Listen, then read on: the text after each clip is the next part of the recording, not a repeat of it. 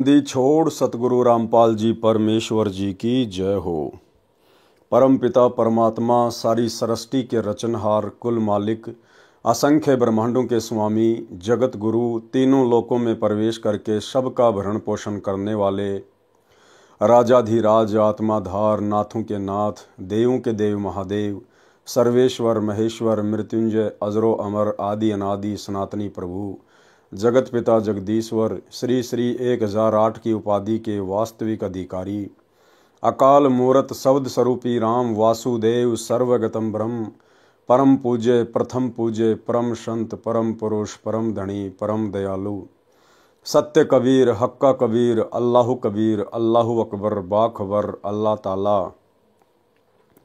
जगत के तारणहार जगत के मुक्तिदाता जगत के जगन्नाथ हारे के सहारे हिंदुओं के राम मुसलमानों के अल्लाह सिखों के वाहिगुरु ईसाइयों के मसीह दया के सागर दया निधि करुणा के सागर करुणा निधि स्वयंभू परिभू संकट मोचन कष्ट हरण मंगल करण दुख भंजन अविगत कबीर निर्विकार निर्विषम परमात्मा अलय अलेख सतगुरु आदि अनादि सतगुरु असली मर्यादा पुरुषोत्तम असली राम असली कृष्ण असली घनश्याम असली मुरारी राजाओं के राजा महाराजाओं के महाराजा शहंशाहों के शहंशाह सम्राटों के सम्राट भगवानों के भगवान अल्लाहों के अल्लाह प्रभुओं के प्रभु मसीहाओं के मसीह सच्चे वाहिगुरु बाबाओं के बाबा पीरों के पीर सेठों के सेठ जगत सेठ सावड़सा सेठ सर्वगुण संपन्न अनंत कोटि कलाओं के स्वामी अनंत कोटि ब्रह्मांडों के नायक योगियों में महायोगी ध्यानियों में महाध्यानी सिद्धों में परम सिद्ध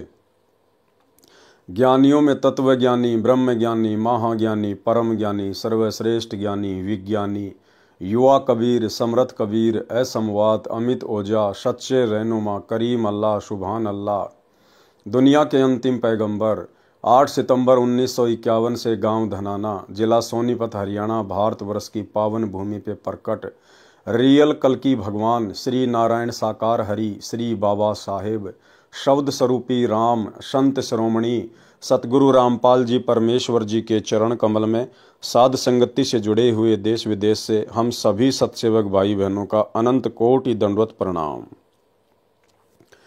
सत्साई भाई और बहनों, दया पूज्य गुरुदेव की सतगुरु रामपाल जी परमात्मा की जिनके विशेष आशीर्वाद से जिनके शुभ आशीर्वाद से आप और हम सभी साध संगति से जुड़े हुए सत्सेवक भाई बहन अपनी आत्मा के कल्याणार्थ हेतु भक्ति मार्ग पर दृढ़ता के साथ गुरुदेव भगवान के तत्व ज्ञान को आधार बनाकर निरंतर आगे की ओर बढ़ रहे हैं।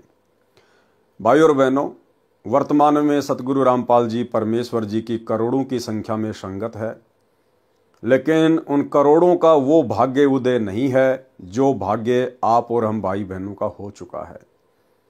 यानी इस कलयुग की बिचली पीढ़ी में साध संगति को ही गुरुदेव भगवान अपने सतलोक का ट्रेनिंग सेंटर बनाते हैं और इस साध संगति रूपी ट्रेनिंग सेंटर से जुड़ना ये विशेष मेहर केवल विशेष पुण्यकर्मी आत्माओं के ऊपर ही होती है। और जो भाई बहन इस ट्रेनिंग सेंटर से जुड़े हुए हैं केवल वे ही अपने गुरु को हृदय से अपनी अंतरात्मा से कबीर परमात्मा के रूप में जान सकते हैं, पहचान सकते हैं। इसलिए यदि आप साध संगति से जुड़े हुए हैं तो आप महानतम आत्माओं में से एक हैं। आने वाले समय में जो क्रिया वर्तमान में साध संगति से जुड़े हुए सत्सेवक भाई बहन अपने गुरु को परमात्मा मान के कर रहे हैं, पूरा विश्व करेगा, पूरा विश्व।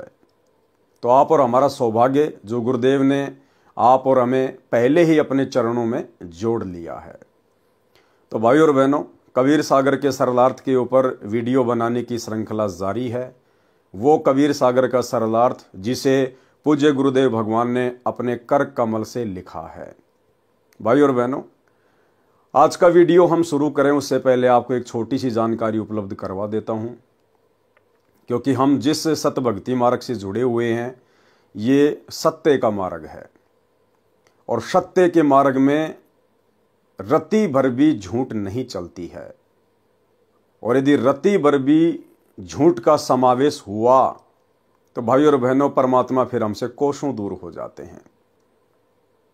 लेकिन झूठ नहीं, महाझूठ का पुलिंदा सतलोक आश्रम मैनेजमेंट हरियाणा सतगुरु रामपाल जी का कलयुगी परिवार और सभी सतलोक आश्रम से जुड़े हुए कोऑर्डिनेटर। ये लोग आज से पहले एक बहुत बड़ी झूठ जो भगत समाज से छुपाते हुए फिर रहे थे, आज उस झूठ का पर्दाफाश हुआ है। इसलिए सोचा आप भगत भाई बहनों को भी थोड़ा सा परिचित करवा दूं, ताकि आप भी ज्ञान आधार से सोचने पर विवश हो जाएं और विचार करें कि जो सतलोक आश्रम मैनेजमेंट हरियाणा बात बात पर दुहाई देता है कि हम जो भी कुछ करते हैं अपने गुरुदेव के आदेश से करते हैं, हम एक कदम भी अपने गुरुजी की आज्ञा के बिना नहीं उठाते, तो भला एक इतनी बड़ी झूठ का कदम क्या आपने अपने गुरुदेव की आज्ञा लेकर उठाया है? क्या वो सत्यवादी परमात्मा वर्तमान में उनके नाम से जो पुस्तकें छप रही है, क्या उन पुस्तकों में लिखवाएगा, समावेश करवाएगा? एक सच्चा भगत तो कभी सौपन में भी नहीं सोच सकता है। तो आपको एक छोटा सा वीडियो दिखाता हूं भाई और बहनों। ये लड़का है, शायद आप इसे जानते होंगे। ये शिवांश नाम का लड़का है। ये सतगुरु रामपाल जी का सेवक नहीं है, उनका भगत नहीं है, और आजकल ये काफ़ी चर्चा में है, विशेषकर संत रामपाल जी भगवान के भक्तों के बीच में। इसका कोई यूट्यूब चैनल है, उस यूट्यूब चैनल के ऊपर ये सतगुरु रामपाल जी के भक्तों के साथ में डिबेट करता है, ज्ञान चर्चा करता है।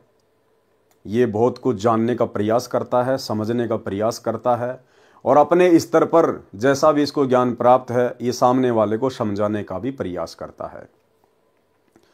हालांकि वर्तमान में ये शिवांश सतगुरु रामपाल जी परमेश्वर जी के तत्व ज्ञान से परिचित नहीं है।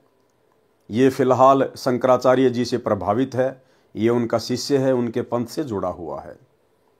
इसलिए हम इसकी किसी भी बात का बुरा नहीं मान सकते, क्योंकि ये भी परमात्मा का बच्चा है, सतगुरु रामपाल जी परमेश्वर जी की ही आत्मा है।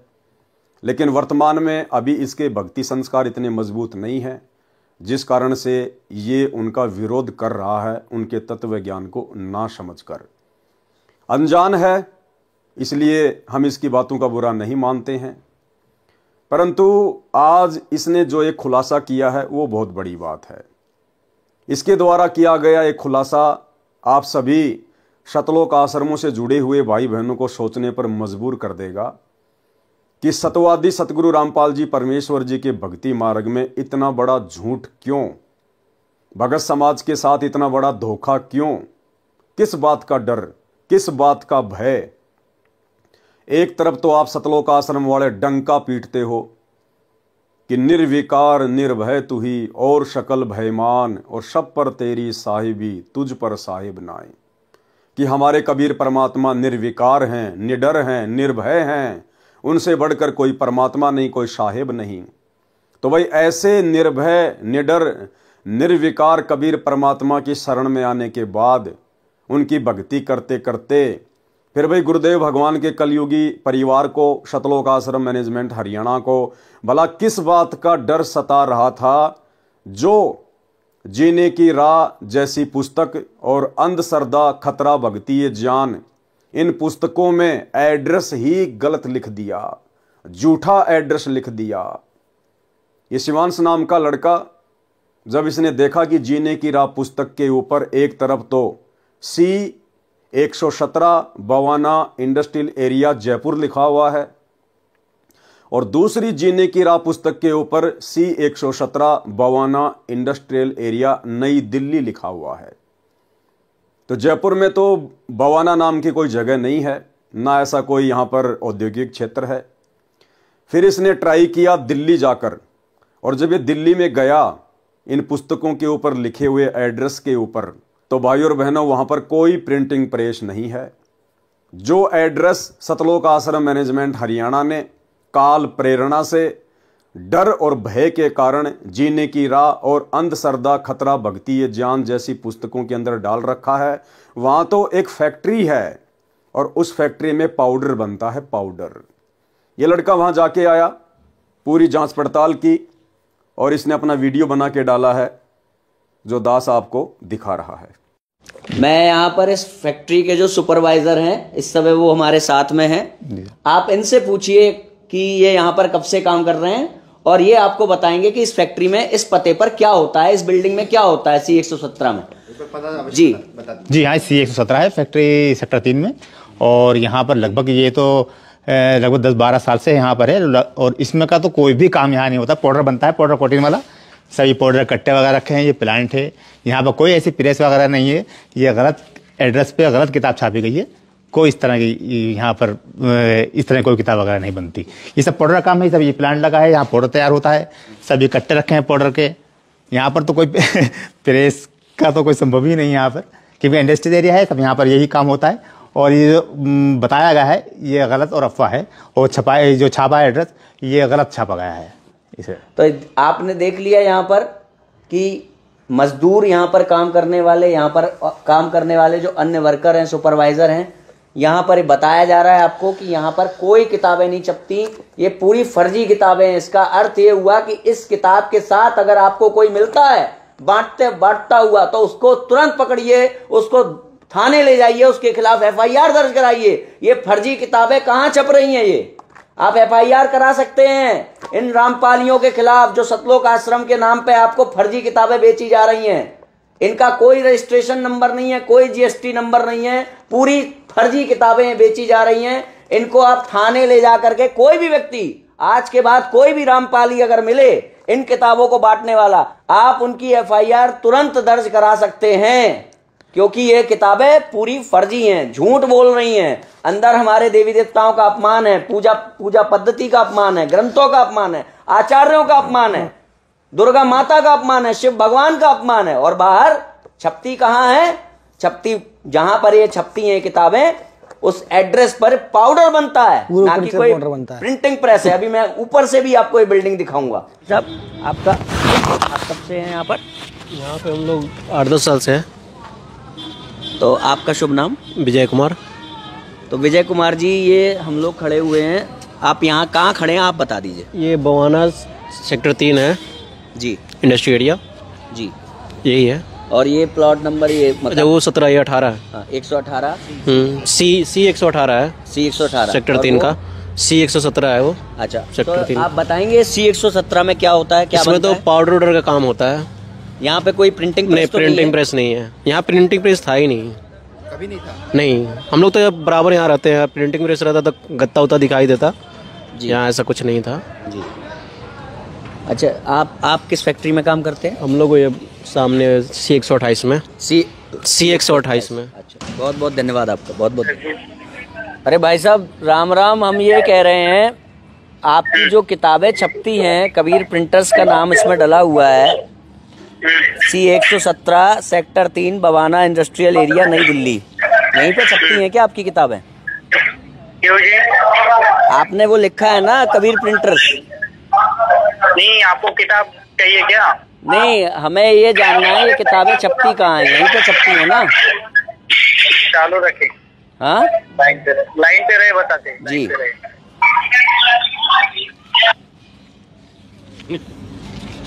हो गया। हाँ बोलिए जी, क्या जानकारी चाहिए आपको उस बारे की? भाई साहब, हम ये कह रहे हैं, आपका ये कबीर प्रिंटर्स को देखने हम आए थे, हम खड़े हुए हैं इस समय C 117 sector 3 Bawana industrial area नई दिल्ली। यहाँ पर पाउडर बन रहा है, यहाँ पर तो कबीर प्रिंटर सही नहीं। कहाँ है आपका कबीर प्रिंटर? कौन सी किताब देखी आपने? कहाँ पे किताब देखी आपने? अंधश्रद्धा, किताब पे अंधश्रद्धा भक्ति खतराए जान। अंधश्रद्धा खतरा भक्ति जान है क्या? चालू रखे, लाइन पे रहे। क्यों जाननी ये तो बताओ। आपने यहाँ पे क्यों लिखा है, बताइए। आपकी किताब में लिखा हुआ है, क्यों लिखा हुआ है ये एड्रेस? जिससे कि अगर हमें कोई काम पड़े तो हम उस एड्रेस पे जा सके ना। हेलो, ऐसे काम नहीं बनेगा। ये देख लिया आप लोगों ने इन लोगों की सच्चाई। तो इसका मतलब क्या है पता है? इसका मतलब ये है कि तुम जिनकी किताबों को बांट रहे हो वो किताबें सब चोरी से छप रही हैं। जिस दिन किसी का दिमाग ठनकेगा और तुम्हें इन किताबों के साथ वो पुलिस स्टेशन ले जाएगा, उस दिन ये लोग तुम्हें पहचानने से मना कर देंगे कि हमने इनको कोई किताब नहीं दी, हमने इनको कोई किताब छाप के नहीं दी। आई बात समझ में? जो लोग इनकी किताबें बांट रहे हो ना सेवादार के रूप में, धर्म धर्म के प्रचार प्रसार के रूप में, गुरु के प्रचार प्रसार के रूप में, वो सोच लो तुम्हारा क्या हाल होने वाला है अब। क्योंकि अब बच्चा बच्चा जब भी इन किताबों के साथ तुम लोग पकड़े जाओगे या कोई भी पकड़ा जाएगा तो उसको सीधे थाने ले जाया जाएगा, क्योंकि इसमें दिया गया जो एड्रेस है झूठा है। ये किताबें चोरी से, फर्जी से छापी जा रही हैं। भाई और बहनों, देखो ये सत का मार्ग है और भगत का एक लक्षण बताया गुरुदेव ने। भगत कभी भी पक्षपात नहीं करता, ना जगत से ना भगत से। ये लड़का सतगुरु रामपाल जी की शरण में नहीं है, लेकिन यदि इस लड़के की कोई बात सत्य होंगी तो हम भक्तों का फर्ज बनता है कि हम उसका पक्ष लें। पक्ष लेने का मतलब है हम उसको गलत नहीं ठहरा सकते। ये बहुत ही घटिया और शर्मसार करने वाली बात है कि सतवादी सतगुरु रामपाल जी परमेश्वर जी के नाम से छापी जा रही पुस्तकों में गलत एड्रेस लिखा गया है।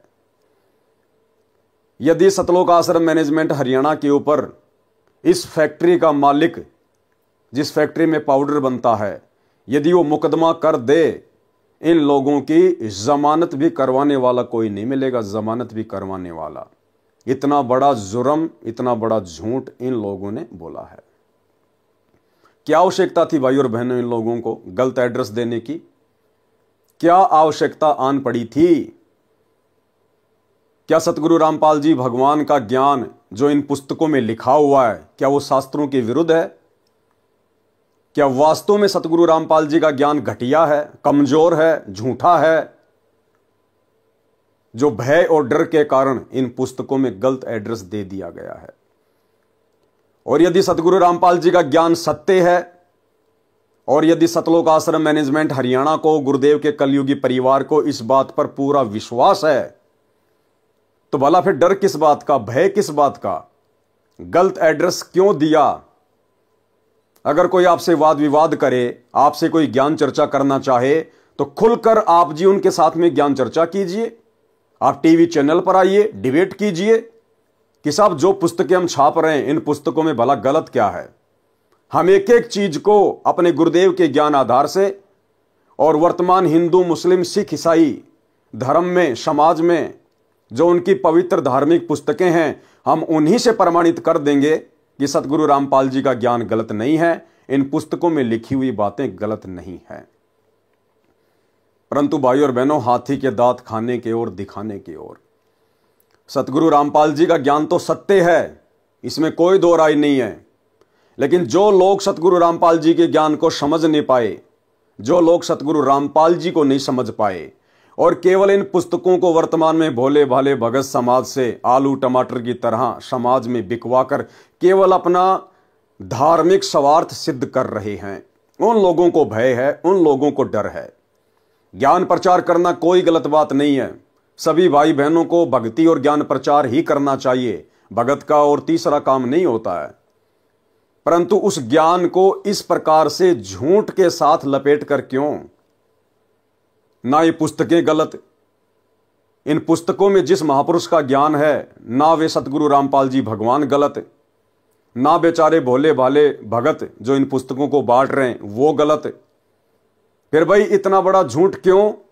क्योंकि गलत है सतगुरु रामपाल जी परमेश्वर जी का कलयुगी परिवार, गलत है सतलोक आश्रम मैनेजमेंट हरियाणा, जिनको अपने गुरुदेव भगवान के ऊपर विश्वास नहीं है, जिनको अपने गुरुदेव की सत भक्ति पे विश्वास नहीं है। अन्यथा सीना ठोक कर इन लोगों को एड्रेस सत्य लिखना चाहिए था। हालांकि इन लोगों ने अपनी खुद की प्रिंटिंग प्रेस बना रखी है, सतलोक आश्रम मैनेजमेंट हरियाणा ने अपनी खुद की प्रिंटिंग प्रेस बना रखी है, उसके बावजूद ये अपनी प्रिंटिंग प्रेस का एड्रेस ना देकर डर के कारण, भय के कारण और गलत एड्रेस इन पुस्तकों में डाल दिया है। और ये शिवांश नाम का लड़का जो कह रहा है ये बात परम सत्य है, इसमें कोई दो राय नहीं है कि जिस दिन इन पुस्तकों को बांटने वाले समाज के लोगों के हत्थे चढ़ गए या पुलिस प्रशासन के हत्थे चढ़ गए, तो ये लोग आपकी खैर खबर लेने नहीं आएंगे। ये लोग जो आपको पुस्तकें दे रहे हैं बांटने के लिए, गुरुदेव का परिवार, आपके कोऑर्डिनेटर, ये आपकी जमानत तक भी करवाने नहीं आएंगे। ये तो परम सत्य है भाई और बहनों, क्योंकि ये नमूना तो ये लोग पहले ही बरवाला कांड में दिखा चुके हैं। जिस समय इन्होंने अपनी मनमानी के चलते 2014 में बरवाला कांड करवाया, जजों के खिलाफ पुस्तकें लिखी, प्रशासन को भड़काया, संत रामपाल जी को इन्होंने बंधक बनाया और उनके भोले भाले भक्तों को उन्हीं का आदेश बताकर आश्रम के बाहर काले कपड़े पहनाकर, हाथों में हथियार देकर, डंडे देकर पुलिस प्रशासन के साथ मरने मारने के लिए खड़ा कर दिया गया। और जब मीडिया वालों ने सवाल किया आश्रम के मीडिया प्रभारी राज कपूर उर्फ प्रीतम दास से, तो उस बंदे ने साफ साफ मना कर दिया कि महिला और बच्चों को हम नहीं लाए हैं, ये तो अपने आप ही आकर बैठ गए हैं।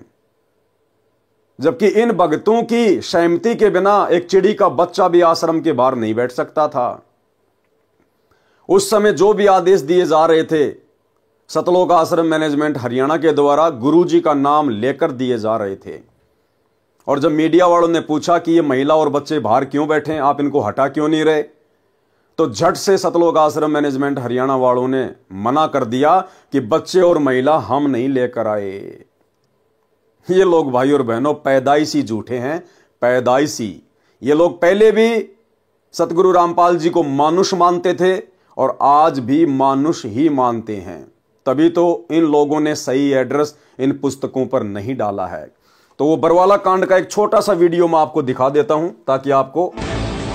बच्चे और महिलाओं को इसके बीच में लाने का क्या संदर्भ है? बच्चे महिलाएं हम नहीं लेके आए हैं, बच्चे महिलाएं आप भी बीमार आप हटा भी तो नहीं रहे उनको? किसको? बच्चे और महिलाओं को नहीं हम हटा रहे हैं, लेकिन वो जिद कर रहे हैं। अब उनकी जिद के आगे हम क्या करें? ये जो बंदा है आप जो देख पा रहे हैं इधर, ये इसका नाम है बीरेंद्र। ये सतगुरु रामपाल जी का बड़ा लड़का है। और ये जो बंदा है इसका नाम है राज कपूर उर्फ प्रीतम दास। ये 2014 बरवाला कांड से पहले सतलोक आश्रम बरवाड़ा में भक्तों का इंटरव्यू लिया करता था और ये उस समय मीडिया प्रभारी था। अब ये दोनों बंदे इतने बड़े जिम्मेदार व्यक्ति आश्रम के और सरेआम मीडिया के सामने झूठ बोल रहे हैं, जबकि इसको भी सारनाम मिला हुआ है, इसको भी सारनाम मिला हुआ है और ये तो सतगुरु रामपाल जी का बड़ा लड़का है। उसके बावजूद भी इतनी बड़ी झूठ बोल रहे हैं कि आश्रम के बाहर जो बच्चे और महिलाएं बैठी हुई हैं उनको हम नहीं लेके आए, उनको हमने नहीं बुलाया, आंखों के सामने झूठ बोल रहे हैं। तो भला जो पुस्तक बांटने वाले बेचारे भोले भाले भाई बहन हैं, जिस दिन ये पकड़े जाएंगे उस दिन भला ये कैसे जिम्मेदारी लेंगे कि भाई ये पुस्तकें हम छाप रहे हैं, हम ही इनको ये पुस्तकें उपलब्ध करवाते हैं। ये लोग बिल्कुल भी सामने नहीं आएंगे। साल भर पहले इसी पुस्तक अंध श्रद्धा भक्ति खतरा ये जान के ऊपर एक विवाद हो गया था जयपुर में। और जयपुर का मीडिया चैनल है फर्स्ट इंडिया न्यूज चैनल। उस न्यूज चैनल के ऊपर बहुत बड़ी डिबेट हुई थी, लगातार 2 दिन चली थी। न्यूज चैनल वालों ने सतलोक आश्रम मैनेजमेंट हरियाणा को डिबेट के लिए बुलाया, लेकिन ये लोग डिबेट के लिए बिल्कुल भी सामने नहीं आए, क्योंकि भाई और बहनों इन लोगों को डर है, इनको भय है। इनको केवल अपना सतगुरु रामपाल जी के नाम की आड़ में उनके भोले भाले भक्तों से अपना धंधा करवाना है। बाकी इन लोगों को ज्ञान प्रचार से, भक्ति और भगवान से, भगत समाज से कोई लेना देना नहीं है। तो इतना बड़ा झूठ जब ये भक्तों की आंखों के सामने, सतलोक आश्रम बरवाड़ा के सामने, मीडिया के सामने, पूरे देश के सामने बोल सकते हैं, तो भला जिस दिन बेचारे भगत भाई बहन पकड़े जाएंगे उस दिन ये कैसे सामने आएंगे। दूसरी बात, शिवांश नाम का लड़का जो कह रहा है कि जहां भी आपको ये पुस्तक बांटते हुए लोग दिखाई दे जाएं, मिल जाएं, तुरंत इनको पकड़ो और पुलिस में इनकी रिपोर्ट लिखवाओ, इनको थाने में भिजवाओ। भाई और बहनों, इसमें डरने और घबराने की कोई आवश्यकता नहीं है। जो भगत भाई बहन ज्ञान प्रचार कर रहे हैं, गुरुदेव की पुस्तकें बांट रहे हैं, चाहे जीने की राह हो, ज्ञान गंगा हो, गीता तेरा ज्ञान अमृत हो, अंध श्रद्धा भक्ति खतरा ये जान हो, आप भाई बहन अपने गुरुदेव को परमात्मा मानकर उनके ऊपर दृढ़ विश्वास करके आप निसंशय होकर, निर्भय होकर आप जी परमात्मा का ज्ञान प्रचार कीजिए। आप ये पुस्तकें बांटिए। इन पुस्तकों में जो गलत एड्रेस लिखा हुआ है उसमें आपकी गलती नहीं है, उसमें गलती है सतलोक आश्रम मैनेजमेंट हरियाणा की। लेकिन आपका जो मकसद है, आपका जो टारगेट है, केवल गुरुदेव का ज्ञान प्रचार करना है। इसलिए आपके साथ परमात्मा पल पल है, पल पल। कोई ऐसी अनहोनी घटना परमात्मा घटित नहीं होने देगा। और यदि समाज में किसी ने आपको रोका टोका, आपके ऊपर मुकदमा करवाया, तो कोई बड़ी बात नहीं है। आज से पहले भी बहुत सारे मुकदमे भगत भाई बहनों के ऊपर हो रहे हैं, चल रहे हैं। कुछ नहीं बिगाड़ सकता ये समाज हमारा, क्योंकि परमात्मा कहते हैं सिर पर साईं सत्य है तो को क्या भय रे। हमारे सर पर, हमारे शीश पर हमारे पूज्य गुरुदेव भगवान जो स्वयं कबीर परमात्मा है वो बैठे हुए हैं। कोई माई का लाल हमारा बाल बाका नहीं कर सकता। और यदि फिर भी कोई इन पुस्तकों को लेकर डिबेट करना चाहे मीडिया चैनल पर, तो मैं पवन दास 24 हावर मेरे गुरुदेव भगवान के ज्ञान को लेकर आप लोगों से ज्ञान चर्चा करने के लिए तैयार हूं। सतलोक आश्रम मैनेजमेंट हरियाणा, गुरुदेव का कलयुगी परिवार, कोऑर्डिनेटर, आश्रम संचालक, ये ना कभी पहले सामने आए थे, ना वर्तमान में आ रहे हैं, ना आगे कभी ज्ञान चर्चा करने के लिए आएंगे, क्योंकि इनको खुद को पूरा ज्ञान नहीं है। इनको खुद को विश्वास नहीं है कि हमारा गुरु ही परमात्मा है और उनका ज्ञान परम सत्य है। इसलिए अगर आपको लगे कि यह ज्ञान गलत है, इस ज्ञान का कोई जो है सिर पैर नहीं है, तो मैं पवन दास अपने गुरुदेव भगवान सतगुरु रामपाल जी परमेश्वर जी के आशीर्वाद से आप जिस भी न्यूज चैनल पर डिबेट करना चाहें, मैं 24 हावर तैयार हूं। 82 73 84 95 60 ये मेरा मोबाइल नंबर है। आप मुझे व्हाट्सएप पर मैसेज करके भी सूचित कर सकते हैं और आप मुझे कॉल भी कर सकते हैं। मैं अपने गुरुदेव के ज्ञान को लेकर कभी भी डिबेट करने के लिए तैयार हूं। तो भाई और बहनों, डरने और घबराने की जरूरत नहीं है। ये तो काल प्रेरणा से इस प्रकार की आपदाएं इस भक्ति मार्ग में भगतों के ऊपर ना जाने आती रही हैं, आती रहेंगी, क्योंकि काल कभी भी परमेश्वर के मार्ग को इतनी आसानी से आगे नहीं बढ़ने देना चाहता है। लेकिन वो परमात्मा का बेटा है, परमात्मा का बच्चा है, वो परमात्मा से बाहर नहीं चल सकता, उसकी सोच इतनी नहीं है। इसलिए हमें डरने और घबराने की जरूरत नहीं है। आप अपने गुरुदेव को साक्षी मानकर, आप अपने गुरुदेव भगवान के ऊपर विश्वास करके ज्ञान प्रचार कीजिए, अपनी भक्ति कीजिए। कहीं सौपन में भी आपको धोखा नहीं मिलेगा। और यदि आपने विश्वास किया अपने कोऑर्डिनेटरों के ऊपर, गुरुदेव के बेटा बेटी भाई बंधु रिश्तेदारों के ऊपर, तो भाई धोखा ही धोखा है, धोखा ही धोखा। तो भाई और बहनों, ये कुछ बातें आपके सामने थी जो दास ने रखनी बहुत जरूरी थी, ताकि आप लोग भी अपडेट रहें कि सतवादी सतगुरु रामपाल जी परमेश्वर जी के सत भक्ति मार्ग में ये झूठ का समावेश कौन कर रहा है। क्या हमारे गुरुदेव भगवान इस प्रकार का झूठा आदेश अपने भक्तों को देंगे कि भाई मेरी पुस्तकों के ऊपर जिनमें ज्ञान सत्य है और एड्रेस तुम झूठा लिख दो। हम सौपन में भी नहीं सोच सकते, सौपन में भी, क्योंकि हमारे गुरुदेव सतवादी हैं। सतवादी के चरणों की मैं सर पर डारूं धूर, 84 निश्चय मिटे पहुंचूं तख्त हजूर। तो ये झूठ का पुलिंदा सतगुरु रामपाल जी परमेश्वर जी का कलयुगी परिवार है, सतलोक आश्रम मैनेजमेंट हरियाणा है। उसके बाद भाई और बहनों, सतलोक आश्रम मैनेजमेंट हरियाणा वालों ने इस शिवांश नाम के लड़के के ऊपर एक वीडियो बनाया है। और वीडियो इन्होंने अपने एक यूट्यूब चैनल सा न्यूज चैनल के ऊपर डाला है। और इन्होंने ये इस प्रकार का एक पोस्टर बनाया है, ये वाला पोस्टर इन्होंने इस प्रकार का ये पोस्टर जो है बनाया है, इस शिवांश नाम के लड़के के ऊपर बनाया है। भाई और बहनों, सतगुरु रामपाल जी परमेश्वर जी ने अपना अनमोल तत्व ज्ञान देकर आप और हमें इतना सक्षम बना दिया है कि यदि ब्रह्मा विष्णु महेश भी हमारे साथ में इस ज्ञान को लेकर डिबेट करने के लिए धरती पर उतरें, तो वे मुंह की खाकर ही जाएंगे। फिर भला ऐसे छोटे मोटे बच्चों से क्या डरना, क्या घबराना। लेकिन सतलोक आश्रम मैनेजमेंट हरियाणा ने फिर एक घटिया हरकत की है। इन्होंने अपने सा न्यूज चैनल के ऊपर एक वीडियो वायरल किया है शिवांश नारायण को लेकर, और ये इस प्रकार का पोस्टर बनाया है। ये पोस्टर जो आप जी देख रहे हैं, ये इस प्रकार का एक ये पोस्टर है जो उन्होंने बनाया है। और इस पोस्टर में भाई और बहनों, सतलोक आश्रम मैनेजमेंट हरियाणा ने इस शिवांश नाम के लड़के के सर में 2 सींग लगा दिए हैं, लंबे लंबे दांत लगा दिए हैं, आंखें उसकी बिल्कुल काली काली कर दी है, एक प्रकार से राक्षस जैसा चेहरा बनाया है, राक्षस जैसा। भाई और बहनों, हम साथ संगति से जुड़े हुए सत्सेवक भाई बहन इस प्रकार की किसी भी घटिया हरकत का समर्थन नहीं करते हैं। ये सतगुरु रामपाल जी परमेश्वर जी के भक्ति मार्ग में उचित नहीं है। ज्ञान का जवाब ज्ञान से देना चाहिए। ऐसी घटिया हरकतें वो करते हैं जिनको अपने गुरुदेव भगवान का ज्ञान समझ में नहीं आया, जिनको अपने गुरुदेव भगवान के ऊपर विश्वास नहीं है, जो लोग अपने गुरुदेव के ज्ञान को लेकर डिबेट करने से डरते हैं, घबराते हैं, जिनको हारने का डर है, इस प्रकार के लोग ऐसी घटिया हरकतें करते हैं। तो ये जो घटिया हरकत सतलोक आश्रम मैनेजमेंट हरियाणा ने की है, ये बेहुदी है, भगत समाज को, आम समाज के सामने शर्मसार करने वाली है। भैया, जब तक इस शिवांश नाम के लड़के को आपके गुरुदेव का ज्ञान समझ में नहीं आ जाता है, तब तक भैया काल प्रेरणा से ये इसी प्रकार की हरकतें करेगा। और ये हरकतें कर सकता है क्योंकि अभी ये आपकी गुरु की शरण में नहीं है। आप और हम भी पहले ना जाने कितने भगत भाई बहन इसी प्रकार से गुरुदेव के ज्ञान का विरोध किया करते थे, क्योंकि उस समय ये ज्ञान हमारी समझ में नहीं आ रहा था, हमारे भक्ति संस्कार इतने मजबूत नहीं थे।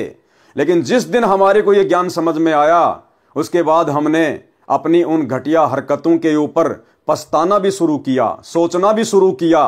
बारंबार हमने गुरुदेव भगवान से भी माफी मांगी।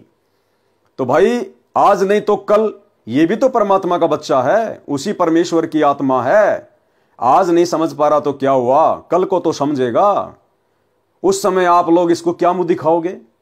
यही शिवांश नाम का लड़का जब आप लोगों से सवाल करेगा कि भैया मुझे तो उस समय गुरुजी का ज्ञान समझ में नहीं आ रहा था, अरे आप तो मेरे गुरु भाई बहन थे, आप लोग तो मेरे से पहले गुरु को समझ चुके थे, गुरु के ज्ञान को समझ चुके थे, तो आप लोगों ने मेरी बातों का मेरे सामने आकर मेरे साथ में डिबेट करके आप लोगों ने ज्ञान का जवाब ज्ञान से ना देकर, मेरी शंकाओं का समाधान ना करके, और आपने इस प्रकार से मेरे सर पर सींग लगाकर राक्षस जैसा चेहरा बनाकर समाज के सामने डालकर आपने ऐसी घटिया और बेहुदा हरकत क्यों की?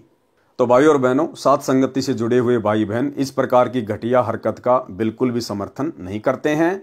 परमेश्वर का ज्ञान अनमोल है, परम सत्य है। यदि आपको ज्ञान समझ में आया है तो आपने ज्ञान आधार से सामने वाले को संतुष्ट करना चाहिए। यह बात अलग है कि सामने वाला आपके ज्ञान से संतुष्ट होता है या नहीं होता है, लेकिन इस प्रकार की घटिया हरकतें करने से बचना चाहिए। उसके बाद भाई और बहनों, हाल ही एक नया वीडियो, अभी जो लेटेस्ट वीडियो सतलोक आश्रम मैनेजमेंट हरियाणा ने मुझ पवन दास के ऊपर भी वायरल किया है, और उसका भी एक पोस्टर इन्होंने बना के डाला है, वो भी मैं आपको दिखा देता हूं। ये मेरे ऊपर एक नया वीडियो इन्होंने डाला है आज 29 दिसंबर 2024 को। इनका ये सा न्यूज चैनल है, आप वहां जाकर देख सकते हैं। गुरुद्रोही एक्सपोज्ड, सावधान सावधान सावधान, धोखेबाजों से सावधान। पूरा वीडियो देखिए सा न्यूज चैनल पर, आप जिस वीडियो को जाकर देख सकते हैं।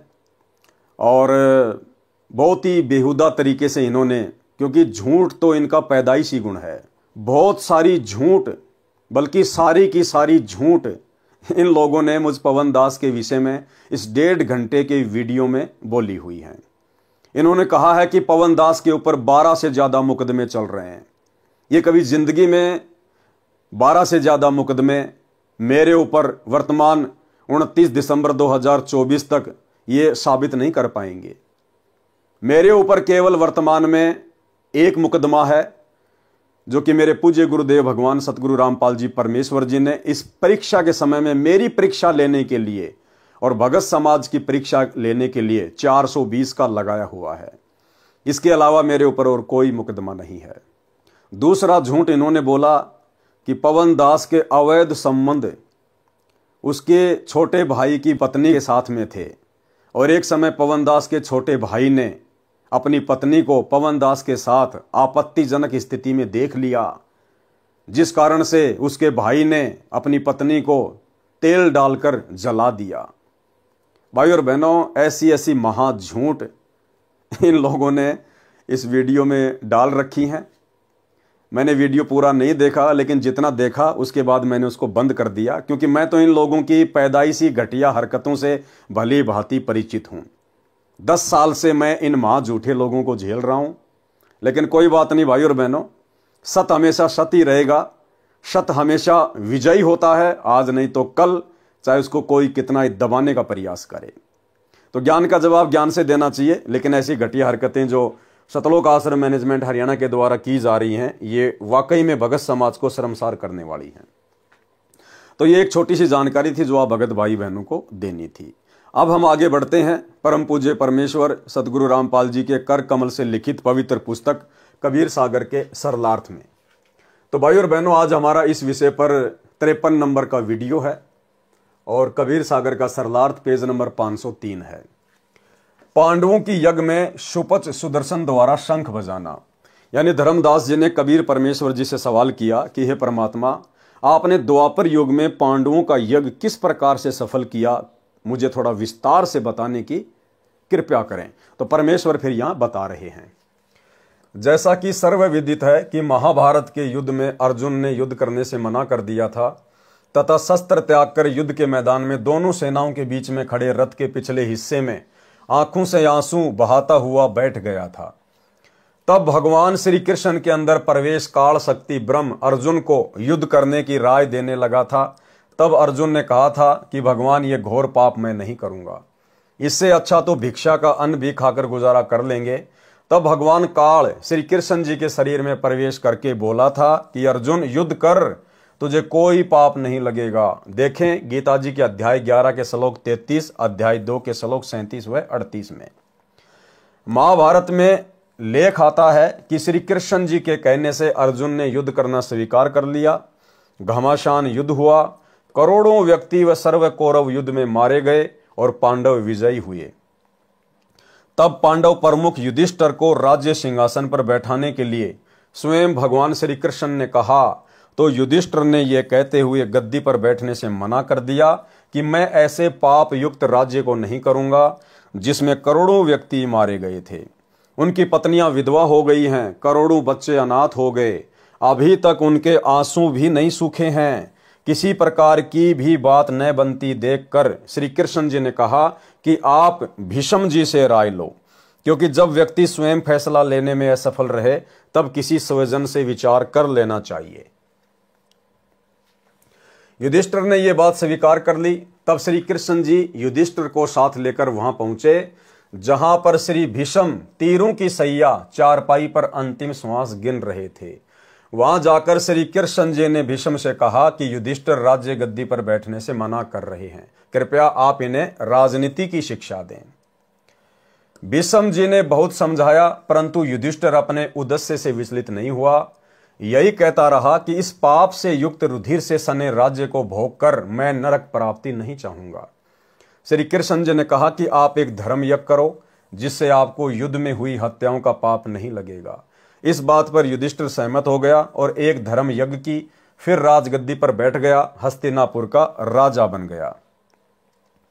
यह प्रमाण सुख सागर के पहले स्कंद के 8वें तथा 9वें अध्याय से सहाभार प्रश्न नंबर 48 से 53 के ऊपर है।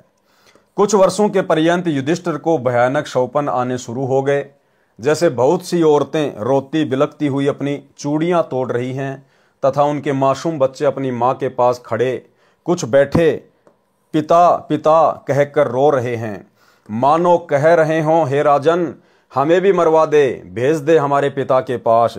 कई बार बिना शीश के धड़ दिखाई देते हैं, किसी की गर्दन कहीं पड़ी है, धड़ कहीं पड़ा है, हाहाकार मची हुई है। युधिष्ठिर की नींद उचट जाती, घबरा कर बिस्तर पर बैठकर हाँफने लग जाता, सारी सारी रात बैठकर या महल में घूमकर व्यतीत करता है।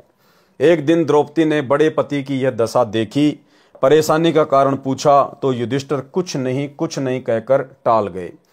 जब द्रौपदी ने कई रात्रियों में युधिष्ठिर की यह दुर्दशा देखी तो एक दिन चारों अर्जुन, भीम, नकुल, सहदेव को बताया कि आपका बड़ा भाई बहुत परेशान है, कारण पूछो। तब चारों भाइयों ने बड़े भैया से प्रार्थना करके पूछा कि कृपया परेशानी का कारण बताओ। ज्यादा आग्रह करने पर अपनी सर्व कहानी सुनाई।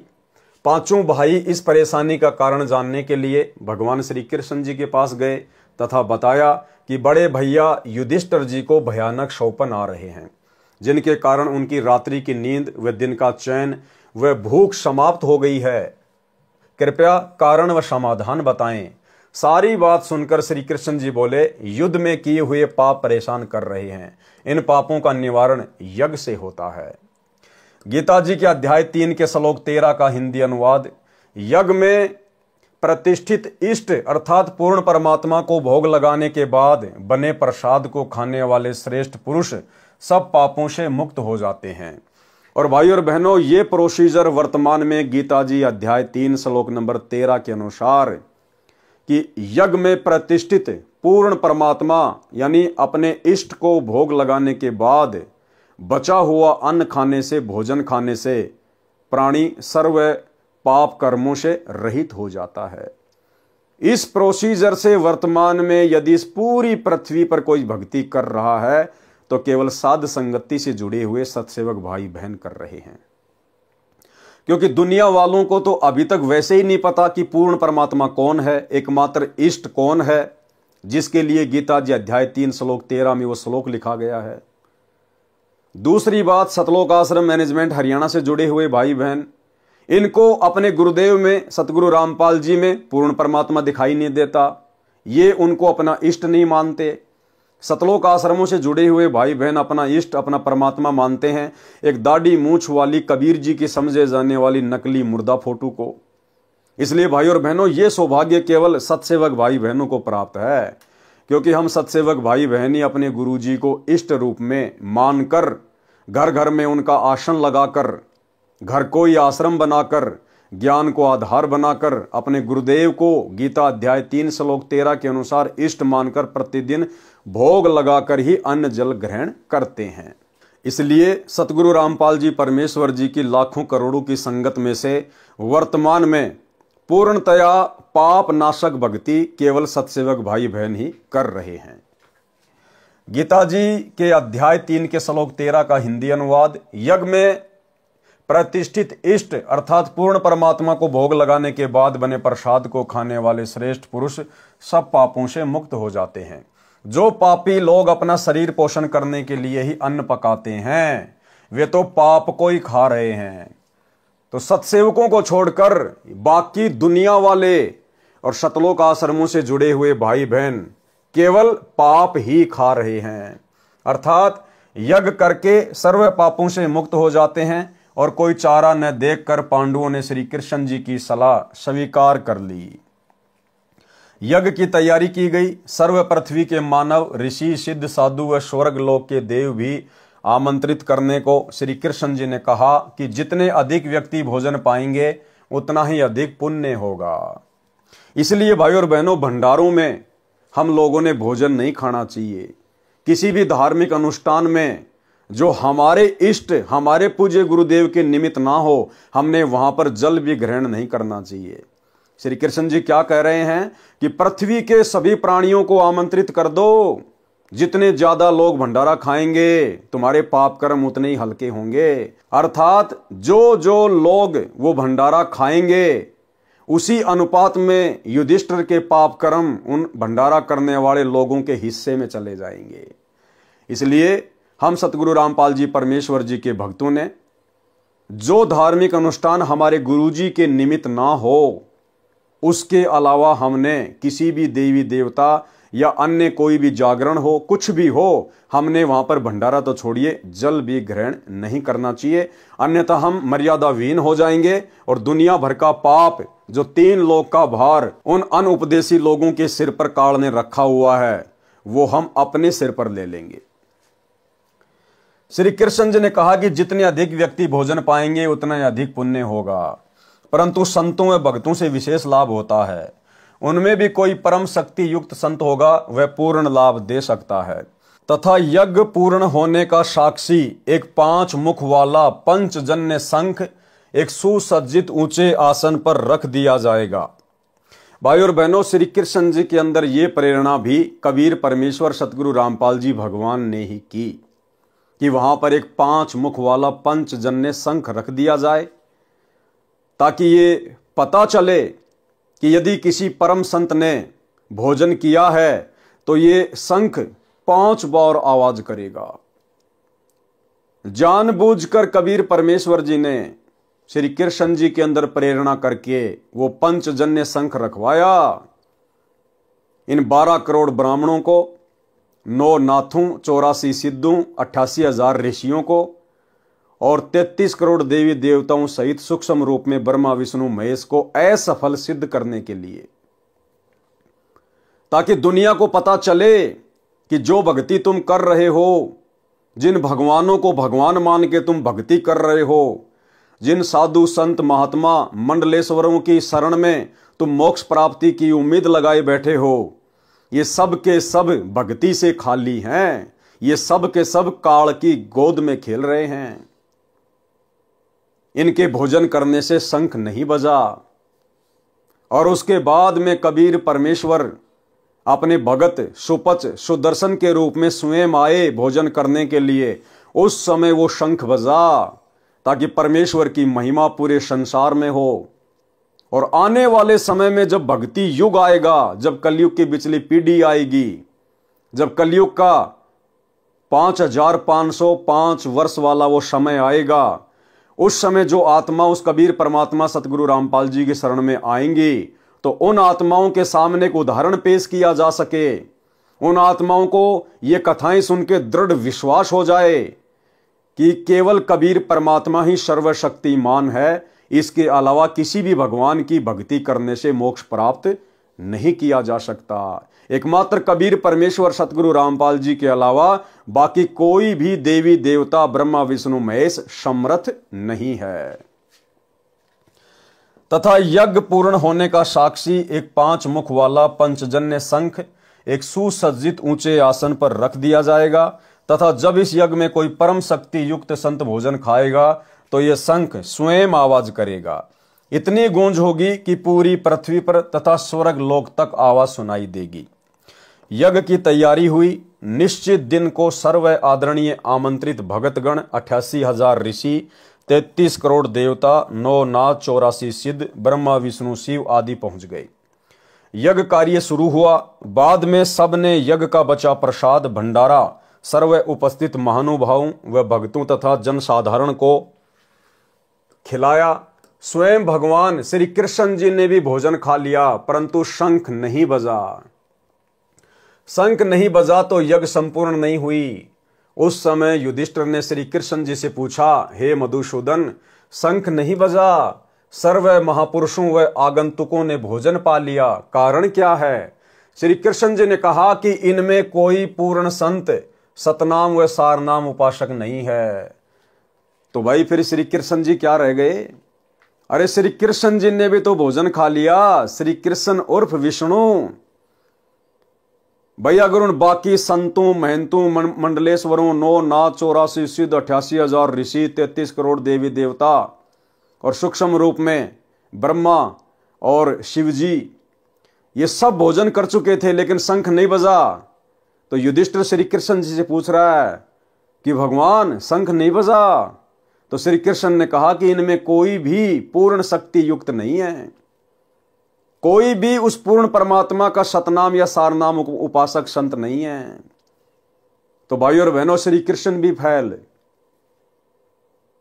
इसलिए परमेश्वर ने अपनी महिमा करनी थी द्वापर युग में उस यज्ञ के माध्यम से, ताकि आज आप और हमें विश्वास हो। कारण क्या है? श्री कृष्ण जी ने कहा कि इनमें कोई पूर्ण संत सतनाम व सारनाम उपासक नहीं है। तब युधिष्ठिर को बड़ा आश्चर्य हुआ कि इतने महामंडलेश्वर, जिसमें वशिष्ठ मुनि, मार्कंडे, लोमस ऋषि, 9 नाथ, गोरखनाथ जैसे 84 सिद्ध आदि आदि, व स्वयं भगवान श्री कृष्ण जी ने भी भोजन खा लिया, परंतु शंख नहीं बजा। इस पर श्री कृष्ण जी ने कहा, ये सर्व मान बढ़ाई के भूखे हैं। भाई अगर श्री कृष्ण जी मान बढ़ाई के भूखे नहीं थे तो भोजन तो उन्होंने भी खा लिया था, फिर उनके भोजन करने से शंख क्यों नहीं बजा? परमात्मा चाहने वाला कोई नहीं तथा अपनी मनमुखी साधना करके सिद्धि दिखाकर दुनिया को आकर्षित करते हैं। भोले लोग इनकी वाह वाह करते हैं तथा इनके इर्द गिर्द मंडराते हैं। ये स्वयं भी पशु जूनी में जाएंगे तथा अपने अनुयायियों को भी नरक में ले जाएंगे। सोचिए भाइयों और बहनों, ये द्वापर युग की बातें हैं। द्वापर युग के साधु संत महात्मा ऋषि मंडलेश्वर आचार्य ये वर्तमान कलयुग के आचार्य और शंकराचार्य से तो लाखों गुना ज्यादा उत्तम, शुद्ध और पाक थे और वेदों के अनुसार साधना किया करते थे। सोचिए, जब उन लोगों के भोजन करने से शंख नहीं बजा, अर्थात उस समय धरती पर उन 9 नाथ 84 सिद्धों में, 33 करोड़ देवी देवताओं में, ब्रह्मा विष्णु महेश में कोई पूर्ण शक्ति युक्त नहीं था, कोई पूर्ण परमात्मा का सतनाम और सारनाम उपासक नहीं था। तो वर्तमान में जो आचार्य शंकराचार्य हैं, दिन भर में कोई 10 यूट्यूब पर नए आचार्य बनते हैं। भला वर्तमान के इन साधु संत महात्माओं की क्या विषाद, क्या औकात कि इनकी ओट लेकर, इनकी शरण में आकर टूटी फूटी आदि अधूरी भक्ति करके आप जी 84 लाख योनियों और नरक के महादुख से बच सकते हैं, कभी शौपन में नहीं बच सकते। गरीब साहिब के दरबार में गाहक कोटि अनंत, 4 चीज ये चाहते, रिद्धि सिद्धि मान महंत। गरीब ब्रह्मरंध्र के घाट को खोलत है कोई एक, द्वारे से फिर जाते हैं ऐसे बहुत अनेक। गरीब बीजक की बाता कहें बीजक नहीं हाथ, पृथ्वी डोबन उतरे कह मीठी बात। गरीब बीजक की बाता कहें बीजक नहीं पास, औरों को प्रमोद ही आपन चले निराश। प्रमाण के लिए गीता जी के कुछ श्लोक। गीता अध्याय 9 श्लोक 20, इसका सारांश क्या है? केवल हिंदी अनुवाद। तीनों वेदों में विधान सोम रस को पीने वाले पाप रहित पुरुष मुझको यज्ञों के द्वारा पूज्य देव के रूप में पूजकर स्वर्ग की प्राप्ति चाहते हैं। वे पुरुष अपने पुण्यों के फलस्वरूप स्वर्ग लोक को प्राप्त होकर स्वर्ग में दिव्य देवताओं के भोगों को भोगते हैं। अध्याय 9 श्लोक 21, केवल हिंदी अनुवाद। वे उस विशाल स्वर्ग लोक को भोगकर पुण्य क्षीण होने पर मृत्यु लोक को प्राप्त होते हैं, यानी वापस उनको पृथ्वी पे आना पड़ता है, गधा कुत्ता सुअर बनना पड़ता है। इस प्रकार तीनों वेदों में कहे हुए पूजा कर्मों का आश्रय लेने वाले और भोगों की कामनावश बार बार आवागमन को प्राप्त होते हैं। अध्याय 16 का श्लोक 17, केवल हिंदी अनुवाद। वे अपने आप को ही श्रेष्ठ मानने वाले घमंडी पुरुष धन और मान के मद से युक्त होकर केवल नाम मात्र के यज्ञों द्वारा पाखंड से शास्त्र विधि रहित पूजन करते हैं। अध्याय 16 श्लोक 18, केवल हिंदी अनुवाद। अहंकार, बल, घमंड, कामना और क्रोध आदि के परायण और दूसरों की निंदा करने वाले पुरुष प्रत्येक शरीर में परमात्मा आत्मा सहित तथा मुझसे द्वेष करने वाले होते हैं। अध्याय 16 का श्लोक 19, केवल हिंदी अनुवाद। उन द्वेष करने वाले पापाचारी और क्रूर कर्मी नराधामों को मैं संसार में बार बार आसुरी योनियों में ही डालता हूं। अध्याय 16 का श्लोक 20, केवल हिंदी अनुवाद। हे अर्जुन, वे मूर्ख मुझको न प्राप्त होकर ही जन्म जन्म में आसुरी योनियों को प्राप्त होते हैं, फिर उससे भी अति नीच गति को प्राप्त होते हैं, अर्थात भूत बनते हैं, प्रेत बनते हैं, गधे कुत्ते सुअर बनते हैं, अर्थात घोर नरक में पड़ते हैं। अध्याय 16 का श्लोक 23, केवल हिंदी अनुवाद। जो पुरुष शास्त्र विधि को त्याग कर अपनी इच्छा से मनमाना आचरण करता है वह न सिद्धि को प्राप्त होता है, न परम गति को और न सुख को ही। शेष कथा। श्री कृष्ण भगवान ने अपनी शक्ति से युधिष्ठिर को उन सभी महामंडलेश्वरों के आगे होने वाले जन्म दिखाए जिसमें किसी ने केंचुए का, किसी ने भेड़ बकरी, भैंस व शेर आदि के रूप धारण किए थे। जब युधिष्ठिर ने कहा कि भगवान, इनमें ये जो बड़े बड़े नाथ होके चुंडित मुंडित मंडलेश्वर शंकराचार्य, 9 नाथ 84 सिद्ध 88,000 ऋषि जो सामने बैठे हुए, गले में बड़ी बड़ी रुद्राक्ष की माला डाल के, कोई हाथ में चिमटा लेके, क्या इनमें कोई भी सत्य साधना नहीं कर रहा? तब श्री कृष्ण जी ने अपनी शक्ति से युधिष्ठिर को दिव्य दृष्टि दी और कहा कि देख, इन बड़े बड़े मंडलेश्वरों के, शंकराचार्यों के आने वाले समय में क्या जीवन होंगे, यानी मृत्यु के बाद इनका अगला जन्म क्या होगा। तो युधिष्ठिर ने देखा कोई तो अपनी सीट पर गधा बन के बैठा है, कोई भैंस बन के, कोई शेर बन के, कोई मक्खी बन के, कोई केचुआ बन के। युधिष्ठिर की आंखें फटी की फटी रह गई कि परमात्मा बंद करो आपकी लीला, मुझे तो विश्वास नहीं हो पा रहा। तो श्री कृष्ण ने बोला, भैया विश्वास हो ना हो यही परम सत्य है। श्री कृष्ण भगवान ने अपनी शक्ति से युधिष्ठिर को उन सर्व महामंडलेश्वरों के आगे होने वाले जन्म दिखाए जिसमें किसी ने केंचुए का, किसी ने भेड़ बकरी, भैंस व शेर आदि के रूप धारण किए थे। और भाई और बहनों देखो, आज हमें ये सारी बातें इस तत्व ज्ञान को आधार बनाने के बाद में समझ में आएंगी। करे करावे साइया मन में लहर उठा, दादू सिरदर जीव के आप बगल हो जा। उस समय युधिष्ठिर को श्री कृष्ण जी के रूप में वो दिव्य दृष्टि देकर उन महामंडलेश्वरों के अगले जन्म दिखाने वाले कोई और नहीं थे, स्वयं कबीर परमात्मा सतगुरु रामपाल जी थे, जो आज आप और हम कलयुग की बिचली पीढ़ी वाले भक्तों को पूर्ण विश्वास दिलाना चाहते हैं कि इस दुनिया में कबीर परमेश्वर के अलावा किसी के पास भी सत भक्ति नहीं है। चाहे कोई कितना ही बड़ा शंकराचार्य क्यों ना बना बैठा है, अगले जन्म में 84 लाख में जाएगा। यह सब देखकर युधिष्ठिर ने कहा, हे भगवान, फिर तो पृथ्वी संत रहित हो गई है। भगवान श्री कृष्ण ने कहा, जब पृथ्वी संत रहित हो जाएगी तो यहां आग लग जाएगी, सर्व जीव जंतु आपस में लड़ मरेंगे। ये तो पूरे संत की शक्ति से संतुलन बना रहता है। समय समय पर मैं भगवान विष्णु पृथ्वी पर आकर राक्षस वर्ती के लोगों को समाप्त करता हूं, जिससे संत सुखी हो जाते हैं। जिस प्रकार जमींदार अपनी फसल से हानि पहुंचाने वाले अन्य पौधों को, झाड़ खरपतवार आदि को काट काट कर बाहर डाल देता है, तब वह फसल स्वतंत्रता पूर्वक फलती फूलती है। यानी ये संत उस फसल में सिंचाई का सुख प्रदान करते हैं। पूर्ण संत सबको समान सुख देते हैं। जिस प्रकार वर्षा व सिंचाई का जल दोनों प्रकार के पौधों, फसल व खरपतवार का पोषण करते हैं, उनमें सर्व जीव के प्रति दया भाव होता है। अब मैं आपको पूर्ण संत के दर्शन करवाता हूं। एक महात्मा काशी में रहते हैं, उनको बुलवाना है। अब भाई, यदि श्री कृष्ण जी को इस बात का पता था कि पूर्ण संत तो काशी में रहता है, तो भाई फिर वो 33 करोड़ देवी देवता, 88,000 ऋषि, 12 करोड़ ब्राह्मण, आम व्यक्ति, फिर उनको बुलाने की क्या आवश्यकता थी?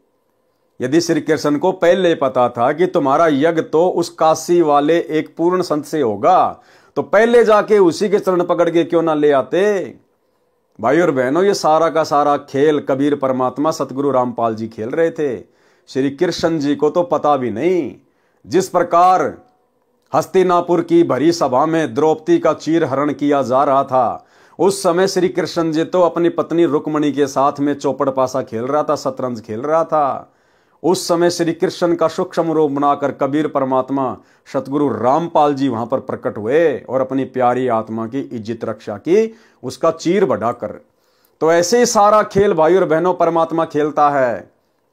इन नीचे की शक्तियों को, इन अवतारों को, ब्रह्मा विष्णु महेश को, जब परमात्मा लीला करता है उनके रूप में, इनको आभास भी नहीं होता है।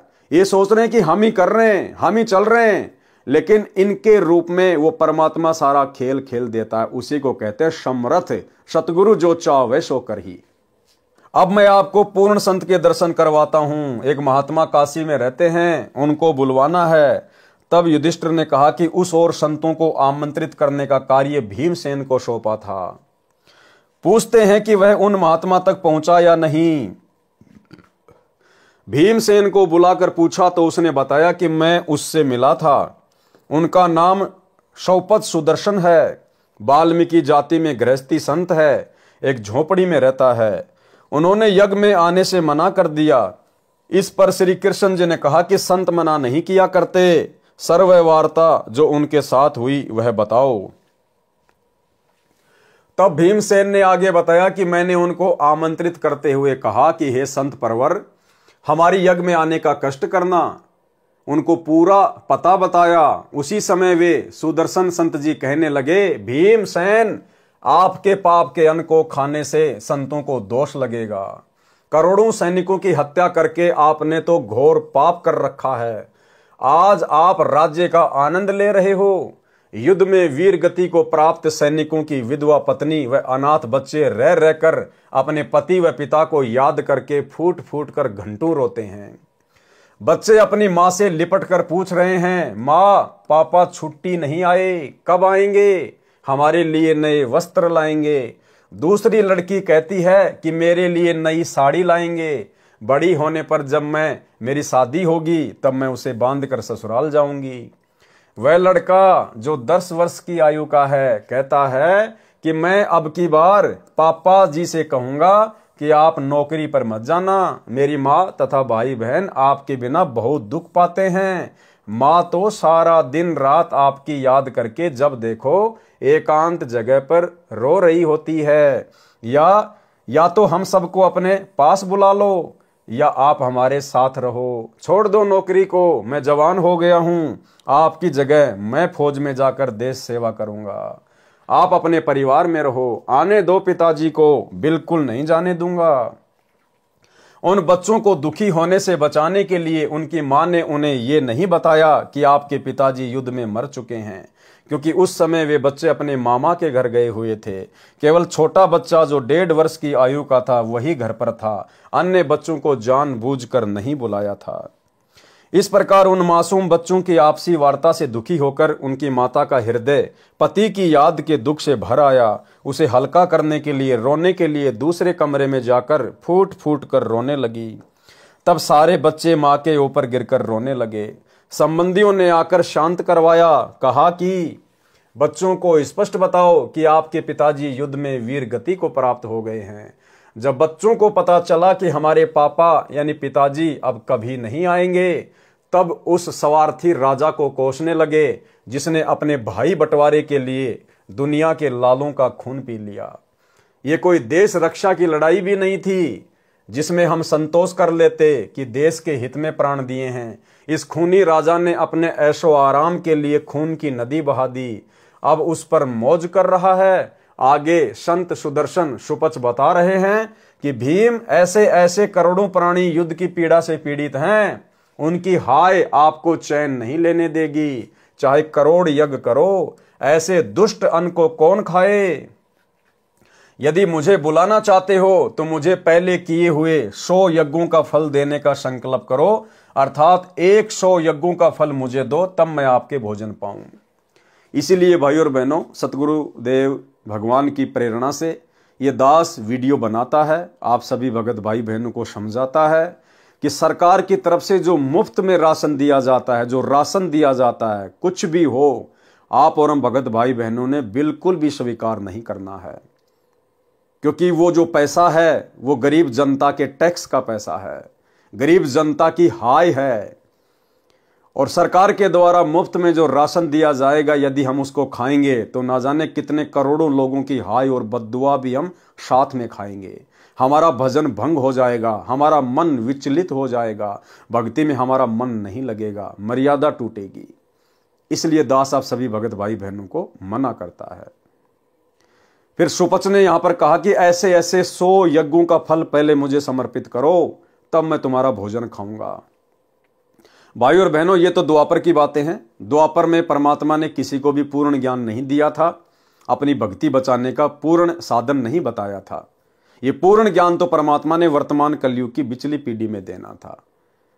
अतः इस समय हमने भूलकर भी ये गलती नहीं करनी है, किसी के यज्ञ में, किसी के भंडारे में, किसी के जागरण में या देवी देवताओं के निमित्त जो भोजन प्रसाद वगैरह बनाया जाता है उसको भूलकर भी नहीं खाना है। और वर्तमान में हमें कोई 100 यज्ञों का फल तो क्या, यदि हमें 1 करोड़ अश्वमेघ यज्ञ का फल देना स्वीकार करे तो भी हम भाई बहनों ने उस घर का 1 गिलास पानी भी नहीं पीना है, उस भंडारे का एक अन्न भी नहीं खाना है, अन्यथा हमारी भक्ति नष्ट होगी। यदि मुझे बुलाना चाहते हो तो मुझे पहले किए हुए 100 यज्ञों का फल देने का संकल्प करो, अर्थात 100 यज्ञों का फल मुझे दो, तब मैं आपके भोजन पाऊंगा। सुदर्शन जी के मुख से इस बात को सुनकर भीम ने बताया कि मैं बोला, आप तो कमाल के व्यक्ति हो, 100 यज्ञों का फल मांग रहे हो, ये हमारी दूसरी यज्ञ है, आपको 100 का फल कैसे दें। इससे अच्छा तो आप मत आना, आपके बिना कौन सी यज्ञ संपूर्ण नहीं होगी। जब स्वयं भगवान कृष्ण जी हमारे साथ हैं तो तेरे न आने से क्या यज्ञ पूर्ण नहीं होगा। सर्व वार्ता सुनकर श्री कृष्ण जी ने कहा, भीम, संतों के साथ ऐसा आपत्तिजनक व्यवहार नहीं करना चाहिए। भीम ने कोई मार पिटाई नहीं करी, कोई गाली गलोच नहीं की, थोड़ा सा अकड़ में बोल के आया था कि मत आना, तेरे बिना कौन सी हमारी यज्ञ सफल नहीं होगी। इसी बात को लेकर श्री कृष्ण जी ने भीम से कहा कि भीम, आपने संतों के साथ, भक्तों के साथ इस प्रकार से बातें नहीं करनी चाहिए, बहुत हानिकारक है। सोचिए भाई और बहनों, ये नियम है भक्ति का। सतगुरु रामपाल जी भगवान हमें मंगलाचरण में बताते हैं, गरीब नमो नमो सतपुरुष को नमस्कार गुरु की नहीं, सुर नर मुनि जन साधुआ और संतों सर्वस दी नहीं। संतों सर्वस दी नहीं, चाहे कोई जगत का व्यक्ति हो चाहे भगत हो, हमने सभी के साथ में समान रूप से प्रेम पूर्वक सादगी वाला सभ्यता वाला ही व्यवहार करना है। भगत ने किसी को भी गाली गलोच नहीं करनी, मार पिटाई नहीं करनी, ऊंची आवाज में नहीं बोलना, गुस्से में आके नहीं बोलना, दुर्व्यवहार नहीं करना। ये नियम है अपनी भक्ति को सफल करने के लिए। तो सोचिए, भीम ने तो द्वापर में खाली थोड़ा सा अकड़ में बोला था, उसी बात को लेकर श्री कृष्ण जी ने मना कर दिया कि संतों के साथ ऐसा व्यवहार नहीं करना चाहिए। और वर्तमान में भाई और बहनों, ये संपूर्ण आध्यात्मिक ज्ञान लेकर पूर्ण परमात्मा सतगुरु रामपाल जी की शरण ग्रहण करके, और कहते हैं हमने सतगुरु रामपाल जी से सार नाम ले लिया, सार शब्द ले लिया। दिन रात हम सतगुरु रामपाल जी के साथ आश्रम में रहते थे। उनके बेटा बेटी भाई बंधु रिश्तेदार बड़े बड़े कोऑर्डिनेटर, और वे लोग अपने ही गुरु भाई बहनों के साथ, सत्सेवकों के साथ में लट्ठों से बात करते हैं, लात और घूसों के साथ बात करते हैं, बेवजह अपने गुरु भाई बहनों की जबरदस्त पिटाई करते हैं। गालियों की तो कोई सीमा ही नहीं है, धमकियों की तो कोई सीमा ही नहीं है। सोचिए भाई और बहनों, इनका आने वाले समय में क्या हश्र होगा। जो कुक्रम इन्होंने अपने गुरु को मानुष मानकर काल प्रेरणा से 2014 बरवाला कांड के बाद सतगुरु रामपाल जी परमेश्वर जी की आत्माओं के साथ किया है, आने वाले समय में परमेश्वर के विधान अनुसार इनको भोगना पड़ेगा। सर्वे वार्ता सुनकर श्री कृष्ण जी ने कहा, भीम, संतों के साथ ऐसा आपत्तिजनक व्यवहार नहीं करना चाहिए। 7 समंदरों का अंत पाया जा सकता है, परंतु सतगुरु कबीर साहिब के संत का पार नहीं पा सकते। उस महात्मा सुदर्शन वाल्मीकि के एक बाल के समान 3 लोक भी नहीं है। मेरे साथ चलो उस परमपिता परमात्मा के प्यारे हंस को लाने के लिए। तब 5 पांडव व श्री कृष्ण भगवान शौपथ सुदर्शन की झोपड़ी की ओर रथ में बैठकर चले। 1 योजन अर्थात 12 किलोमीटर पहले रथ से उतरकर नंगे पैरों चले तथा रथ को खाली लेकर रथवान पीछे पीछे चला। भाई और बहनों, ये लीला भी श्री कृष्ण जी के रूप में कबीर परमात्मा सतगुरु रामपाल जी भगवान ही कर रहे थे। 5 पांडवों को लेकर गए नंगे पैरों। आप और हम बिचली पीढ़ी वालों को एक संदेशा देना था परमात्मा ने, कि वो तो खाली सुपर सुदर्शन को एक भगत मान रहे थे, और तुम्हारे सामने तो आज धरती पर स्वयं कबीर परमात्मा प्रकट है, तुम्हारे गुरुदेव भगवान के रूप में प्रकट है। तो तुम्हारा व्यवहार, तुम्हारा आचरण, तुम्हारा बोलचाल अपने गुरुदेव भगवान के साथ में कैसा होना चाहिए। लेकिन काल प्रेरणा से सतलोक आश्रम मैनेजमेंट हरियाणा इस परम संत को नहीं पहचान पाया, आज भी नहीं पहचान पा रहा, और अपनी उल्टी हरकतों के चलते, अपनी मनमानियों के कारण जजों के खिलाफ 3 पुस्तकें लिखकर प्रशासन को भड़काकर बरवाला कांड जैसी घटना को जन्म दे दिया गया, जिसके चलते आज वो पूर्ण परमात्मा पिछले 10 वर्षों से हिसार की जेल में बैठा हुआ है। 1 योजन अर्थात 12 किलोमीटर पहले रथ से उतरकर नंगे पैरों चले तथा रथ को खाली लेकर रथवान पीछे पीछे चला। उस समय स्वयं कबीर साहेब सुदर्शन सुपच का रूप बनाकर झोपड़ी में बैठ गए। वह सुदर्शन को अपनी गुप्त प्रेरणा से मन में संकल्प उठाकर कहीं दूर के संत या भगत से मिलने भेज दिया, जिसमें आने व जाने में कई रोज लगने थे। तब सुदर्शन के रूप में सतगुरु की चमक व शक्ति देखकर सर्व पांडव बहुत प्रभावित हुए। स्वयं श्री कृष्ण जी ने लंबी दंडवत प्रणाम की। तब देखा देखी सर्व पांडवों ने भी की, ऐसा ही किया। श्री कृष्ण जी की तरफ नजर करके सुपथ सुदर्शन ने आदर पूर्वक कहा कि हे त्रिभुवन नाथ, आज इस दीन के द्वार पर कैसे? मेरा अहोभाग्य कि आज दीनानाथ विशंबर नाथ मुझ तुच्छ को दर्शन देने स्वयं चलकर आए हैं। सबको आदर पूर्वक बैठा दिया तथा आने का कारण पूछा। उस समय श्री कृष्ण जी ने कहा कि हे जानी जान, आप सर्वगति से परिचित हैं। पांडवों ने यज्ञ की है, वह आपके बिना संपूर्ण नहीं हो रही है। कृपया इनको कृतार्थ करें। उसी समय वहां उपस्थित भीम की ओर संकेत करते हुए सुदर्शन रूपधारी परमेश्वर कबीर जी ने कहा कि ये वीर मेरे पास आया था तथा अपनी मजबूरी से इसे अवगत करवाया था। उस समय श्री कृष्ण जी ने कहा कि हे पूर्ण ब्रह्म, आपने स्वयं अपनी वाणी में कहा है कि संत मिलन को चालिए तज माया अभिमान, जो जो पग आगे धरे सो सो यज्ञ समान। आज पांचों पांडव राजा हैं तथा मैं स्वयं द्वारिकाधीश आपके दरबार में राजा होते हुए भी नंगे पैरों उपस्थित हूं। अभिमान का नामो निशान भी नहीं है तथा स्वयं भीम ने भी खड़ा होकर उस दिन कहे हुए अपशब्दों की चरणों में पड़कर क्षमा याचना की।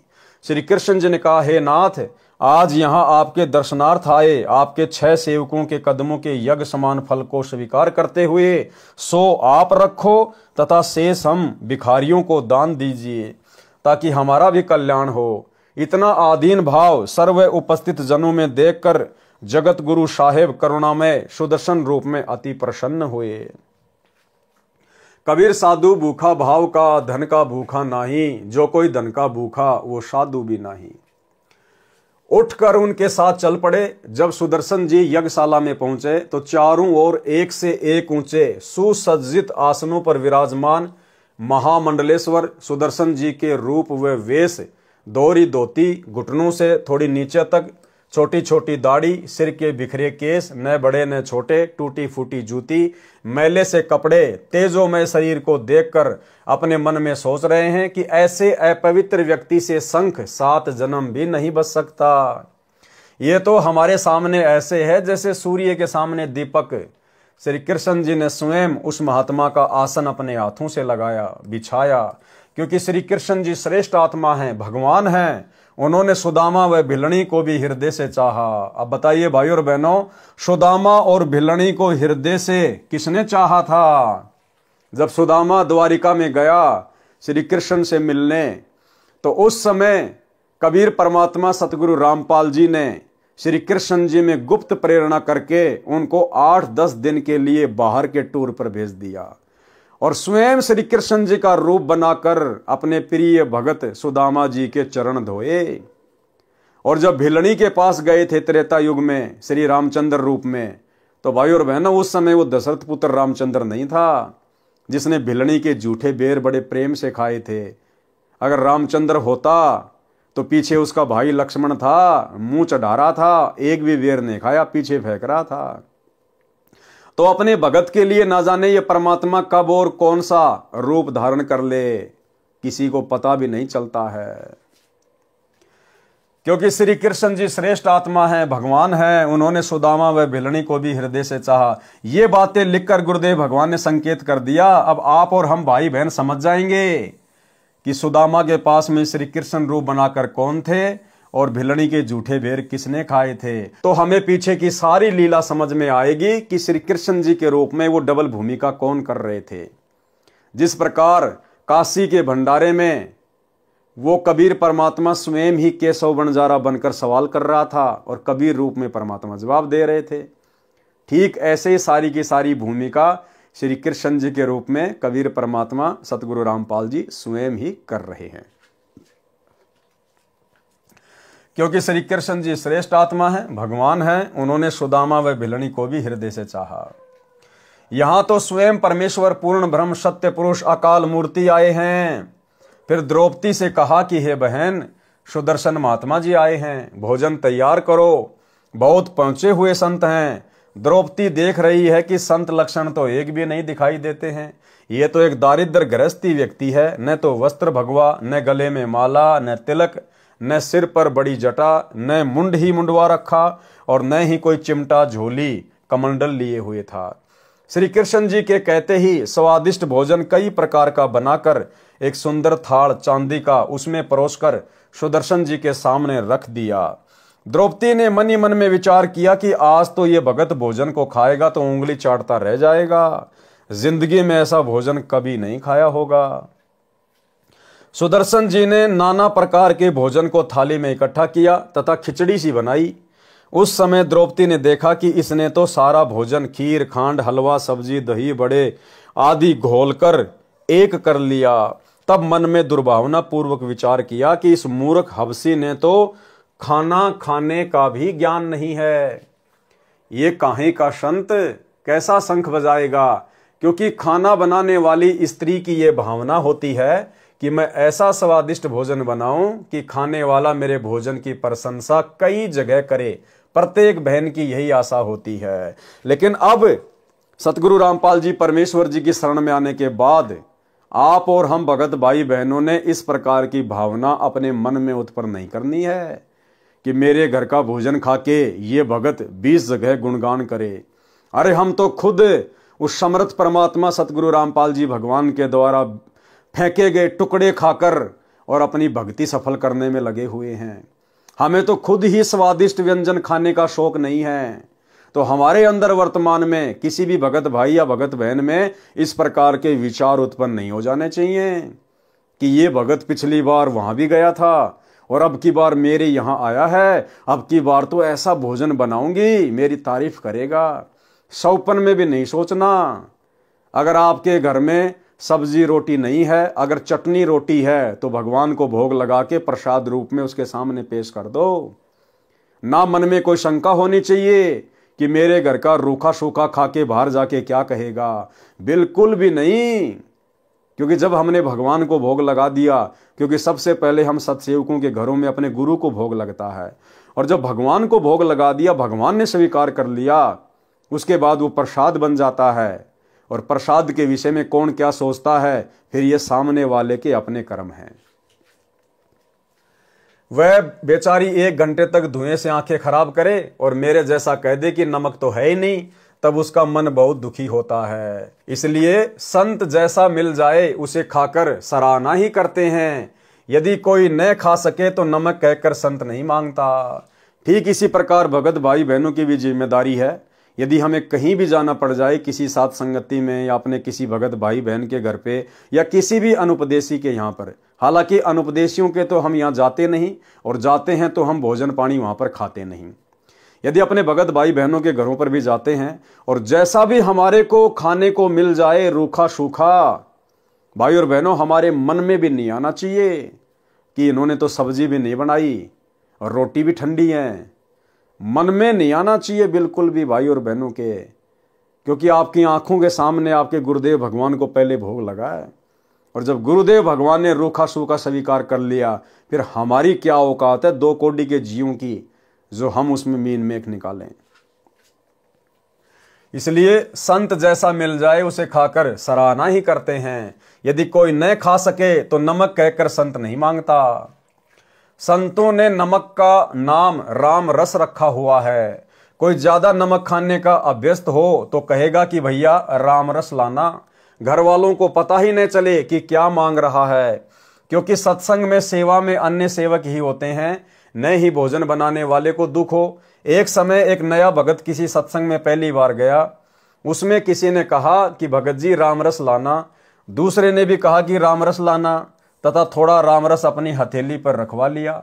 उस नए भगत ने खाना खा लिया था, परंतु पंक्ति में बैठा अन्य भक्तों के भोजन पाने का इंतजार कर रहा था कि इकट्ठे ही उठेंगे। यह भी एक औपचारिकता सत्संग में होती है। उसने सोचा रामरस कोई खास मीठा खाद्य पदार्थ होगा, यह सोचकर कहा कि मुझे भी रामरस देना। तब सेवक ने थोड़ा सा रामरस नमक उसके हाथ पर रख दिया। तब वह नया भगत बोला, ये के कान कहलाना है, चोखा सा रख दे। नया भगत था, उसको पता नहीं था कि भाई नमक को रामरस कहते हैं। तो जब थोड़ा सा उस भगत ने रखा उसकी हथेली पे, तो उस नए भगत ने कहा कि भैया कोई कानू के थोड़ी लगाना है, अरे खाना है ढंग से दे। उसने देखा कि रामरस है, जब नाम इतना मीठा है तो खाने में कितना मीठा होगा।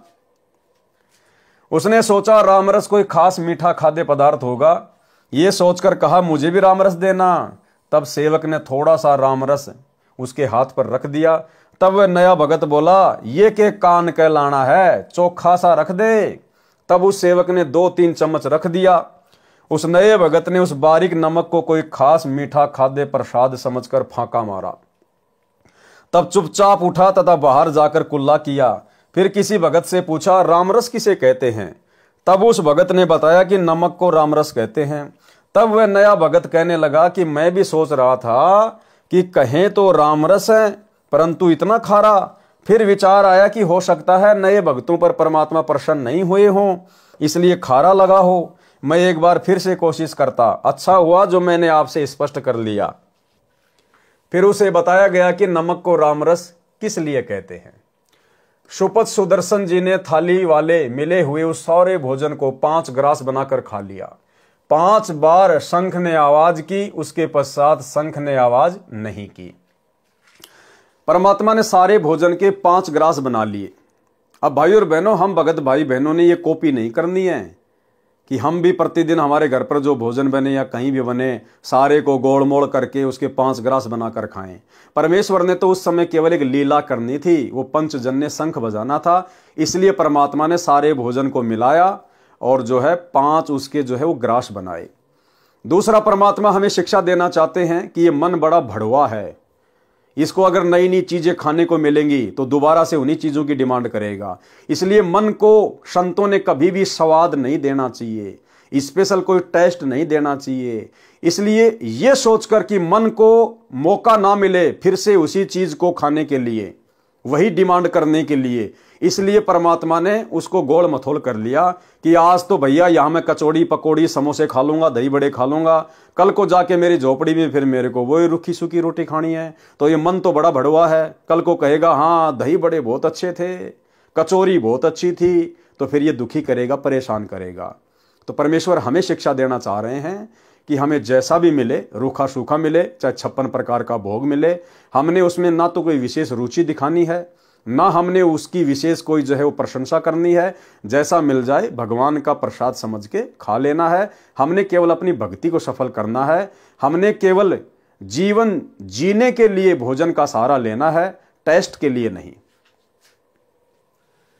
व्यंजन 36 परोसिया जहां द्रौपदी रानी, बिन आदर सत्कार के कहीं शंख न बानी। पंच गिरासी बाल्मीकि पंचे बर बोले, आगे शंख पंचायन कपाट न खोले। बोले कृष्ण महाबली त्रिभुवन के साजा, बाल्मीकि प्रसाद से कण कण क्यों न बाजा। द्रौपदी सेती श्री कृष्ण देव जब ऐसे भाखा, बाल्मीकि के चरणों की तेरे न अभिलाषा। प्रेम पचायन भूख है अन्न जग का खाजा, ऊंच नीच द्रौपदी कहा शंख कण कण क्यों नहीं बाजा। बाल्मीकि के चरणों की लई द्रौपदी धारा, शंख पचायन बाजिया कण कण झंकारा। युधिष्ठिर जी श्री कृष्ण जी के पास आए तथा कहा, हे भगवान आपकी कृपा से शंख ने आवाज की है, हमारा कार्य पूर्ण हुआ। श्री कृष्ण जी ने सोचा कि इन महात्मा सुदर्शन के भोजन खाने से भी शंख अखंड क्यों नहीं बजा। फिर अपनी दिव्य दृष्टि से देखा तो पाया कि द्रौपदी के मन में दोष है, जिस कारण से शंख ने अखंड आवाज नहीं की, केवल 5 बार आवाज करके मौन हो गया। श्री कृष्ण जी ने कहा, युधिष्ठिर यह शंख बहुत देर तक बजना चाहिए, तब यह यज्ञ पूर्ण होगी। युधिष्ठिर ने कहा, भगवान अब कौन संत शेष है जिसे लाना होगा। श्री कृष्ण जी ने कहा, युधिष्ठिर इस सुदर्शन संत से बढ़कर कोई भी सत भक्ति युक्त संत नहीं है, इसके एक बाल समान तीनों लोक भी नहीं है। अपने घर में ही दोष है, उसे शुद्ध करते हैं। श्री कृष्ण जी ने द्रौपदी से कहा, द्रौपदी भोजन सब प्राणी अपने अपने घर पर रूखा सूखा खाकर ही सोते हैं, आपने बढ़िया भोजन बनाकर अपने मन में अभिमान पैदा कर लिया।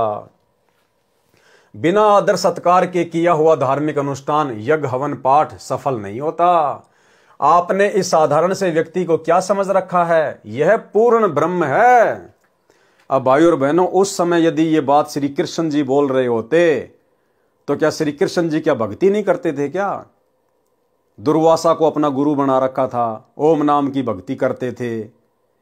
अगर उस श्री कृष्ण को ये बात का पता चल जाए कि ये पूर्ण ब्रह्म है, क्या उपदेश नहीं ले लेता, चरणों में नहीं गिर जाता, भगत नहीं बन जाता उनका? लेकिन भाई और बहनों, सारा का सारा खेल कबीर परमात्मा सतगुरु रामपाल जी खेल रहे थे। दिखाई सबको जरूर श्री कृष्ण जी दे रहे थे। यह पूर्ण ब्रह्म है, इसके एक बाल के समान तीनों लोक भी नहीं है। आपने अपने मन में इस महापुरुष के बारे में गलत विचार किए हैं, उनसे आपका अंतःकरण मैला हो गया। इनके भोजन ग्रहण कर लेने से तो ये संग की स्वर्ग तक आवाज जाती तथा सारा ब्रह्मांड गूंज उठता। ये केवल 5 बार बोला है, इसलिए कि आपका भ्रम दूर हो जाए।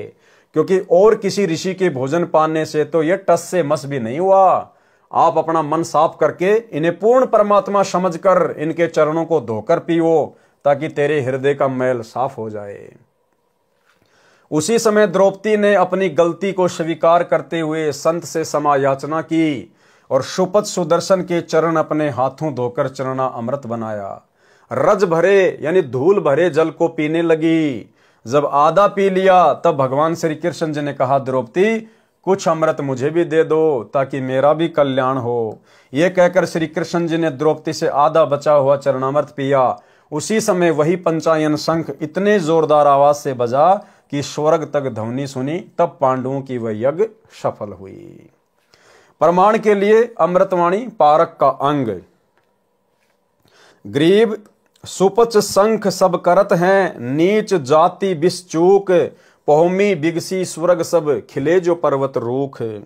गरीब करी द्रौपदी दिल मंजना, सुपच चरण पी धोय, बाजे शंख सर्वकला रहे आवाज गोय। गरीब द्रौपदी चरणामृत लिए, सुपच शंख नहीं कीन, बाजा शंख अखंड धुनि गण गंधर्व ल्योलीन। गरीब फिर पंडों की यज्ञ में शंख पचायन टेर, 12 कोटि पंडित जहां पड़ी सभन की मेर। गरीब करी श्री कृष्ण भगवान को चरणामृत स्यों प्रीत, शंख पचायन जब बजा लिया द्रौपदी सीत।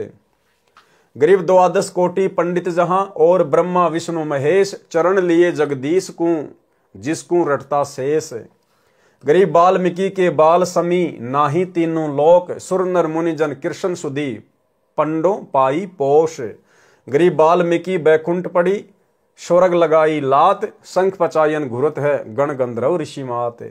गरीब स्वर्ग लोक के देवता कीने ने पूर्या नाद, सुपच सिंहासन बैठे बाजा अगम अगाध।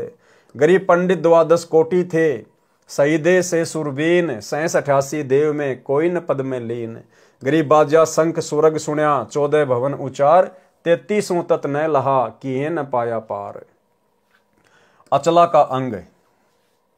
गरीब सुपच रूप धरी आईया, सतगुरु पुरुष कबीर, 3 लोक की मेदनी, सुर नर मुनि जन भीर।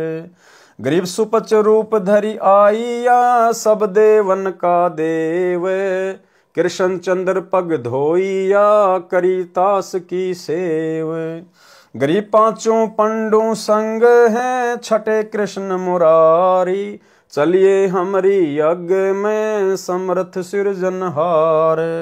गरीब 88 ऋषि जहां, देवा 33 कोटि, शंख न बाजा तास ते रहे चरण में लोटी। गरीब पंडित 12 कोटि है और 84 सिद्ध, शंख न बाजा तास ते पिए मान का मद। गरीब पंडों यज्ञ अश्वमेघ में, सतगुरु किया पियान, 5 पांडों संग चले और छठा भगवान।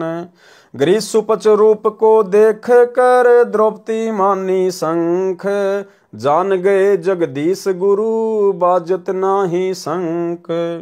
गरीब 56 भोग संजोग कर कीने 5 गिरास, द्रौपदी के दिल दुई है नाही दृढ़ विश्वास। गरीब 5 पंडों यज्ञ करी, कल्प वृक्ष की छाही, द्रौपदी दिल बंक है कण कण बाजा नाही। गरीब 56 भोग न भोगिया, कीने 5 गिरास, खड़ी द्रौपदी उन्मुनी हरदम घालत श्वास। गरीब बोले कृष्ण महाबली, क्यों बाजा नहीं शंख, जान राय जगदीश गुरु काटत है मन बंक। गरीब द्रौपदी दिल को साफ करी, चरण कमल लो ल्याए, वाल्मीकि के बाल सम त्रिलोकी नहीं पाए। गरीब चरण कमल को धोए कर ले द्रौपदी प्रसाद, अंतर सीना साफ होए जरे सकल अपराध। गरीब बाजा शंख सुभान गति, कण कण भई आवाज, स्वर्ग लोक बानी सुनी त्रिलोकी में गाज। गरीब पंडो यज्ञ अश्वमेघ में आए नजर निहाल। जमराजा की बंदी में खलहल पर्या कमाल। अन्य वाणी सतग्रंथ से 33 कोटि यज्ञ में आए 87 सारे। 12 कोटि वेद के वक्ता सुपच का शंख बजारे। अर्जुन सहित पांडवों को युद्ध में की गई हिंसा के पाप लगे। परमेश्वर कबीर जी ने धर्मदास जी को बताया कि उपरोक्त विवरण से सिद्ध हुआ कि पांडवों को युद्ध की हत्याओं का पाप लगा। आगे सुन और सुनाता हूं। दुर्वासा ऋषि के श्रापवश यादव कुल आपस में लड़कर प्रभास क्षेत्र में यमुना नदी के किनारे नष्ट हो गया। श्री कृष्ण जी भगवान को एक शिकारी ने पैर में विषाक्त तीर मारकर घायल कर दिया था। उस समय श्री कृष्ण जी ने उस शिकारी को बताया कि आप त्रेता युग में सुग्रीव के बड़े भाई बाली थे तथा मैं रामचंद्र था। आपको मैंने धोखा करके वृक्ष की ओट लेकर मारा था। आज आपने वह बदला प्रतिशोध चुकाया है। पांचों पांडवों को पता चला कि यादव आपस में लड़ मरे हैं। वे द्वारिका पहुंचे। वहां गए जहां पर श्री कृष्ण जी तीर से घायल तड़फ रहे थे। पांचों पांडवों के धार्मिक गुरु श्री कृष्ण जी थे। श्री कृष्ण जी ने पांडवों से कहा, आप मेरे अति प्रिय हो। मेरा अंत समय आ चुका है। मैं कुछ ही समय का मेहमान हूं। मैं आपको अंतिम उपदेश देना चाहता हूं। कृपया ध्यान पूर्वक सुनो। ये कहकर श्री कृष्ण जी ने कहा, आप द्वारिका की स्त्रियों को इंद्रप्रस्थ ले जाना। यहां कोई नर यादव शेष नहीं बचा है। आप अति शीघ्र राज्य त्याग कर हिमालय चले जाओ। वहां अपने शरीर के नष्ट होने तक तपस्या करते रहो। इस प्रकार हिमालय की बर्फ में गलकर नष्ट हो जाओ। युधिष्ठिर ने पूछा, हे भगवान, हे गुरुदेव श्री कृष्ण, क्या हम हिमालय में गलकर मरने का कारण जान सकते हैं? यदि आप उचित समझें तो बताने की कृपा करें। श्री कृष्ण जी ने कहा, युधिष्ठिर, आपने युद्ध में जो प्राणियों की हिंसा करके पाप किया है, उस पाप का प्रायश्चित करने के लिए ऐसा करना अनिवार्य है। इस प्रकार तपस्या करके प्राण त्यागने से आपके महाभारत युद्ध में किए गए पाप नष्ट हो जाएंगे। और भाइयों और बहनों, गीता अध्याय 2 श्लोक नंबर 37 और 38 में श्री कृष्ण जी के अंदर भूत की तरह प्रवेश करके काल कह रहा था कि अर्जुन, तू युद्ध कर, तुझे कोई पाप नहीं लगेगा। तेरे दोनों हाथों में लड्डू हैं। जीत गया तो पृथ्वी का राज्य भोगेगा, और युद्ध में वीर गति को प्राप्त कर गया तो स्वर्ग का राज्य भोगेगा। और अब श्री कृष्ण जी क्या कह रहे हैं कि हिमालय में जाके गड़ जाओ, मर जाओ। तुम्हारे ऊपर इतने भयंकर पाप रखे महाभारत के युद्ध के, कटने मुश्किल हैं। तो भाई और बहनों, ऐसे श्री कृष्ण जी के अंदर प्रेत की तरह प्रवेश करके और उस काल में महाभारत का युद्ध करवाया था। कबीर जी बोले, हे धर्मदास, श्री कृष्ण जी के श्री मुख से उपरोक्त वचन सुनकर अर्जुन आश्चर्य में पड़ गया। सोचने लगा कि श्री कृष्ण जी आज फिर कह रहे हैं कि युद्ध में किए पाप नष्ट इस विधि से होंगे। अर्जुन अपने आप को नहीं रोक सका। उसने श्री कृष्ण जी से कहा, हे भगवान, क्या मैं आपसे अपनी शंका का समाधान करा सकता हूं? अब भाइयों और बहनों, उस समय अर्जुन के अंदर ये प्रबल, ये प्रेरणा श्री कृष्ण जी से सवाल करने की कि आप युद्ध में क्या कह रहे थे, अब क्या स्टेटमेंट दे रहे हो, कबीर परमात्मा सतगुरु रामपाल जी भगवान ने की आप और हम बिचली पीढ़ी वालों के लिए, ताकि आप और हमारे सामने श्री कृष्ण जी के माध्यम से सच्चाई आ सके। उसने श्री कृष्ण जी से कहा, ये भगवान, क्या मैं आपसे अपनी शंका का समाधान करा सकता हूं? वैसे तो गुरुदेव, ये मेरी गुस्ताखी है, क्षमा करना, क्योंकि आप ऐसी स्थिति में हैं कि आपसे ऐसी वैसी बातें करना उचित नहीं जान पड़ता। यदि प्रभु मेरी शंका का समाधान नहीं हुआ तो यह शंका रूपी कांटा आयु पर्यंत खटकता रहेगा। मैं चैन से जी नहीं सकूंगा। श्री कृष्ण जी ने कहा, हे अर्जुन, तू जो पूछना चाहता है निसंकोच होकर पूछ। मैं अंतिम श्वास गिन रहा हूं। जो कहूंगा सत्य कहूंगा। अर्जुन बोला, हे श्री कृष्ण, आपने श्री मद् भगवत गीता का ज्ञान देते समय कहा था कि अर्जुन, तू युद्ध कर, तुझे युद्ध में मारे जाने वालों का पाप नहीं लगेगा। तू केवल निमित्त मात्र बन जा। ये सर्व योद्धा मेरे द्वारा पहले ही मारे जा चुके हैं। प्रमाण गीता अध्याय 11 श्लोक 32 और 33। आपने ये भी कहा कि अर्जुन युद्ध में मारा गया तो स्वर्ग को चला जाएगा। यदि युद्ध जीत गया तो पृथ्वी के राज्य का सुख भोगेगा। तेरे दोनों हाथों में लड्डू हैं। प्रमाण श्रीमद् भगवत गीता अध्याय 2 श्लोक नंबर 37।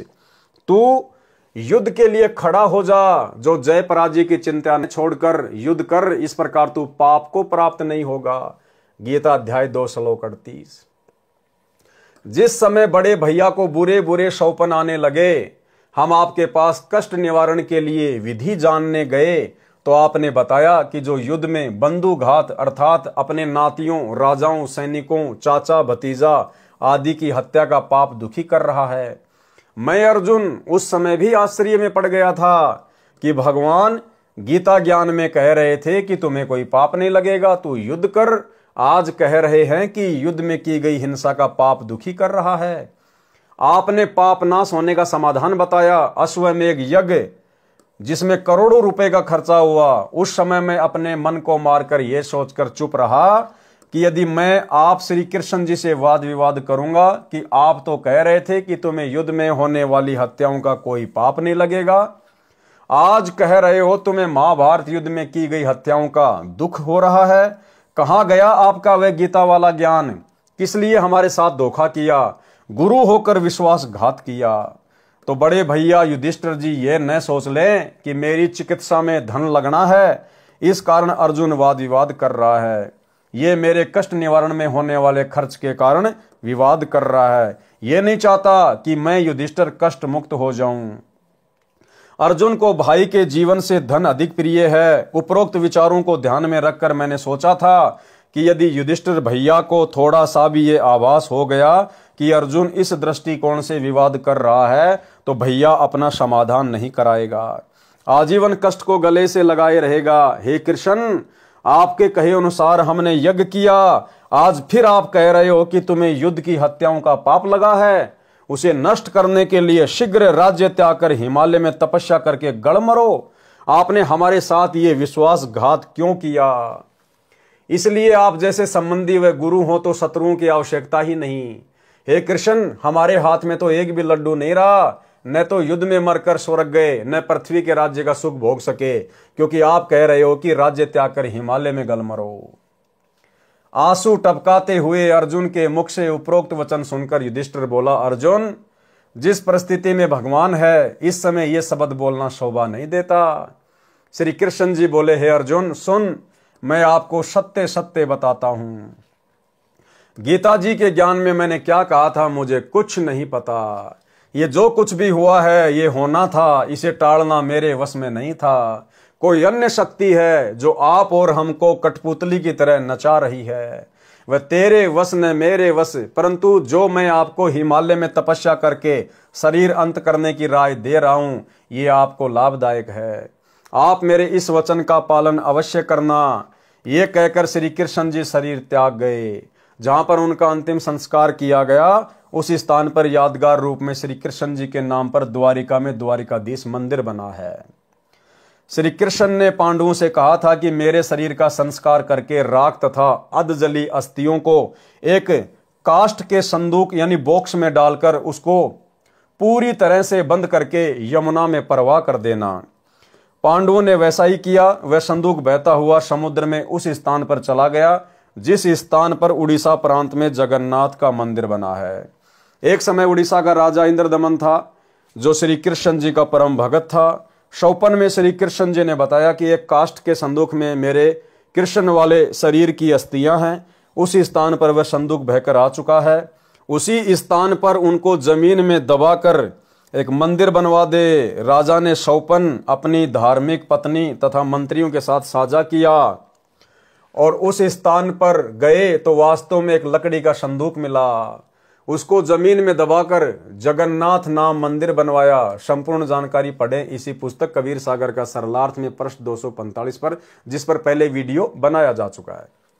धर्मदास जी को परमेश्वर कबीर जी ने बताया, हे धर्मदास, सर्व 56 करोड़ यादव का जो आपस में लड़कर मर गए थे, अंतिम संस्कार करके अर्जुन को द्वारिका में छोड़कर चारों भाई इंद्रप्रस्थ चले गए।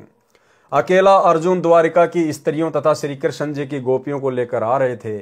रास्ते में जंगली लोगों ने अर्जुन को पकड़कर पीटा। अर्जुन के पास अपना गांडीव धनुष भी था जिससे महाभारत का युद्ध जीता था, परंतु उस समय अर्जुन से वही धनुष नहीं चला। अपने आप को शक्तिहीन जानकर अर्जुन कायरों की तरह सब देखता रहा। वे जंगली व्यक्ति स्त्रियों के गहने लूट ले गए तथा कुछ स्त्रियों को भी अपने साथ ले गए। शेष स्त्रियों को साथ लेकर अर्जुन ने इंद्रप्रस्थ को प्रस्थान किया तथा मन में विचार किया कि श्री कृष्ण जी महाधोखेबाज विश्वासघाती था। जिस समय मेरे से युद्ध कराना था तो शक्ति प्रदान कर दी, उसी धनुष से मैंने लाखों व्यक्तियों को मौत के घाट उतार दिया।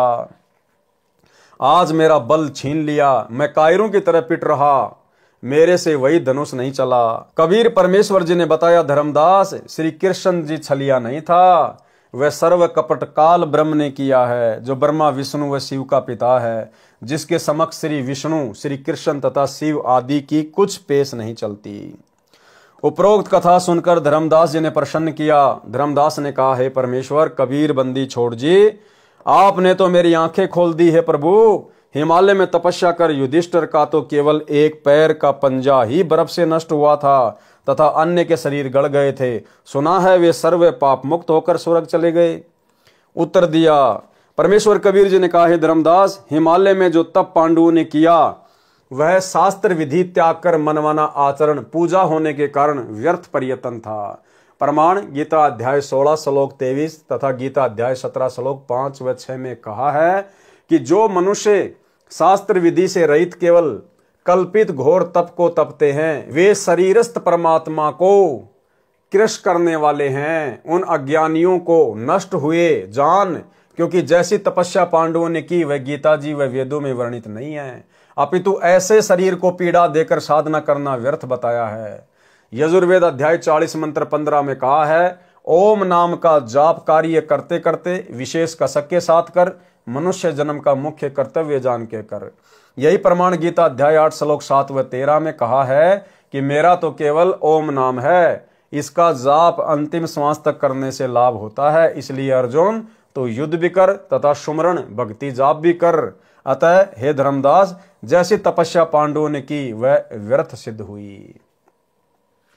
गीता अध्याय 3 श्लोक 6 से 8 में कहा है कि जो मूढ़ बुद्धि मनुष्य समस्त कर्म इंद्रियों को रोककर अर्थात हठ योग द्वारा एक स्थान पर बैठकर या खड़ा होकर साधना करता है, वह मन से इंद्रियों का चिंतन करता रहता है।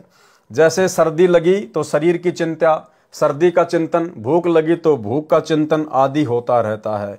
वह हठ से तप करने वाला मिथ्याचारी अर्थात दंभी कहा जाता है। कार्य न करने अर्थात एक स्थान पर बैठ या खड़ा होकर साधना करने की अपेक्षा कर्म करना तथा भक्ति भी करना श्रेष्ठ है। यदि कर्म नहीं करेगा तो तेरा शरीर निर्वाह भी नहीं सिद्ध होगा। विशेष विचार, श्रीमद् भगवत गीता में ज्ञान 2 प्रकार का है, एक तो वेदों वाला तथा दूसरा काल ब्रह्म द्वारा सुनाया लोक वेद वाला। ये ज्ञान गीता अध्याय 3 श्लोक 6 से 8 वाला ज्ञान। वेदों वाला ज्ञान ब्रह्म काल ने बताया है। श्री कृष्ण जी द्वारा भी काल ब्रह्म ने पांडवों को लोक वेद सुनाया, जिससे तप हो जाता है। तप से फिर कभी राजा बन जाता है, कुछ सिद्धियां प्राप्त हो जाती हैं, मोक्ष नहीं होता तथा नए पाप ही नष्ट होते हैं। हे धर्मदास, 5 पांडवों ने विचार करके अभिमन्यु पुत्र परीक्षित को राज तिलक कर दिया। द्रौपदी, कुंती, अर्जुन, भीम व युधिष्ठिर की माता तथा 5 पांडव श्री कृष्ण जी के आदेश अनुसार हिमालय पर्वत पर जाकर तप करने लगे। कुछ ही दिनों में आहार अभाव से उनके शरीर समाप्त हो गए। केवल युधिष्ठिर का शरीर शेष रहा, उसके पैर का एक पंजा बर्फ में गल पाया था। युधिष्ठिर ने देखा कि उसके परिजन मर चुके हैं, उनके शरीर की आत्माएं निकल चुकी हैं, सूक्ष्म शरीर युक्त आकाश को जाने लगी। तब युधिष्ठिर ने भी अपना शरीर त्याग दिया तथा सूक्ष्म शरीर युक्त युधिष्ठिर कर्मों के संस्कार वश अपने पिता धर्मराज के लोक में गया। धर्मराज ने अपने पुत्र को बहुत प्यार किया तथा उसको रहने का मकान बताया। कुछ समय पश्चात काल ब्रह्म ने युधिष्ठिर में प्रेरणा की। उसे अपने भाइयों व पत्नी द्रौपदी तथा माता कुंती की याद सताने लगी। युधिष्ठिर ने अपने पिता धर्मराज से कहा, हे धर्मराज, मुझे मेरे परिजनों से मिलाइए, मुझे उनकी बहुत याद सता रही है। धर्मराज ने कहा, युधिष्ठिर, वह तेरा परिवार नहीं था, तेरा परिवार तो ये है, तू मेरा पुत्र है। अर्जुन स्वर्ग के राजा इंद्र का पुत्र है। भीम पवन देव का पुत्र है, नकुल नासत्य का पुत्र है तथा सहदेव द्रस का पुत्र है। नासत्य तथा द्रस ये दोनों अश्वनी कुमार हैं, जो अश्व रूपधारी सूर्य देव तथा अश्वनी घोड़ी रूपधारी सूर्य की पत्नी संज्ञा के संभोग से उत्पन्न हुए थे। सूर्य को घोड़े रूप में न पहचान कर सूर्य पत्नी जो घोड़ी रूप धारण कर जंगल में तप कर रही थी, अपने धर्म की रक्षा के लिए घोड़ा रूपधारी सूर्य को पृष्ठ भाग की ओर से नहीं जाने दिया। वह उस घोड़े से अभिमुख रही। काम वासनावश घोड़ा रूपधारी सूर्य घोड़ी रूपधारी अपनी पत्नी विश्वकर्मा की पुत्री के मुख की ओर से चढ़कर संभोग करने के कारण वीर्य का कुछ अंश घोड़ी रूपधारी सूर्य की पत्नी के पेट में मुख द्वारा प्रवेश कर गया, जिससे दो लड़कों नासत्य तथा द्रस का जन्म घोड़ी रूपी सूर्य पत्नी के मुख से हुआ, जिस कारण से दोनों बच्चे अश्वनी कुमार कहलाए। यह पुराण कथा है। धर्मराज ने अपने पुत्र युधिष्ठिर को बताया कि आप सबका वहां पृथ्वी लोक में इतना ही सहयोग था, वह समाप्त हो चुका है। वे सर्व युद्ध में किए पाप कर्मों तथा अन्य जीवन में किए पाप कर्मों का फल भोगने के लिए नरक में डाल रखे हैं। आपके पुण्य अधिक हैं, इसलिए आप नरक में नहीं डाल रखे हैं, अतः आप उनसे नहीं मिल सकते। काल ब्रह्म की प्रबल प्रेरणावश होकर युधिष्ठिर ने उन सर्व भीम अर्जुन नकुल सहदेव द्रौपदी तथा कुंती को मिलने का हठ किया। धर्मराज ने एक यमदूत से कहा, आप युधिष्ठिर को इसके परिवार से मिलाकर शीघ्र लौट लाना। यमदूत युधिष्ठिर को लेकर नरक में प्रवेश हुआ। वहां पर आत्माएं हाहाकार मचा रहे थे, कह रहे थे, हे युधिष्ठिर, हमें नरक से निकलवा दो। मैं अर्जुन हूं, कोई कह रहा था मैं भीम हूं, मैं नकुल हूं, मैं सहदेव हूं, मैं कुंती हूं, मैं द्रौपदी हूं। इतने में यमदूत ने कहा, हे युधिष्ठिर, अब आप लौट चलिए। युधिष्ठिर ने कहा कि मैं भी अपने परिवारजनों के साथ यहीं नरक में ही रहूंगा। तब धर्मराज ने आवाज लगाई, युधिष्ठिर यहाँ आओ, मैं तेरे को एक युक्ति बताता हूं। ये आवाज सुनकर युधिष्ठिर अपने पिता धर्मराज के पास लौट आया। धर्मराज ने युधिष्ठिर को समझाया कि बेटा, आपने एक झूठ बोला था कि अश्वत्थामा मर गया, फिर दबी आवाज में कहा था पता नहीं मनुष्य था या हाथी, जबकि आपको पता था कि हाथी मरा है। उस झूठ बोलने के पाप का कर्म दंड देने के लिए आपको कुछ समय इसी बहाने नरक में रखना पड़ा, नहीं तो वह युक्ति मैं पहले ही आपको बता देता। युधिष्ठिर ने कहा, कृपया आप वह विधि बताइए जिससे मेरे परिजन नरक से निकल सकें। धर्मराज ने कहा, उनको एक शर्त पर नरक से निकाला जा सकता है कि आप अपने कुछ पुण्य उनको संकल्प कर दो। युधिष्ठिर ने कहा, मुझे स्वीकार है। ये कहकर युधिष्ठिर अपने आधे पुण्य उन 6 के निमित्त संकल्प कर दिए। वे 6 नरक से बाहर आकर धर्मराज के पास जहां युधिष्ठिर खड़ा था उपस्थित हो गए। उसी समय इंद्रदेव आया, अपने पुत्र अर्जुन को साथ लेकर चला गया। पवन देवता आया, अपने पुत्र भीम को साथ लेकर चला गया। इसी प्रकार अश्वनी कुमार नासत्य दृश आए, नकुल व सहदेव को लेकर चले गए। कुंती स्वर्ग में चली गई तथा देखते देखते द्रौपदी ने दुर्गा रूप धारण किया तथा आकाश को उड़ चली। कुछ ही समय में सभी की आंखों से ओझल हो गई। वह अकेला युधिष्ठिर अपने पिता धर्मराज के पास रह गया। परमेश्वर कबीर जी ने अपने शिष्य धर्मदास जी को उपरोक्त कथा सुनाई। तत्पश्चात इस सर्व काल के जाल को समझाया।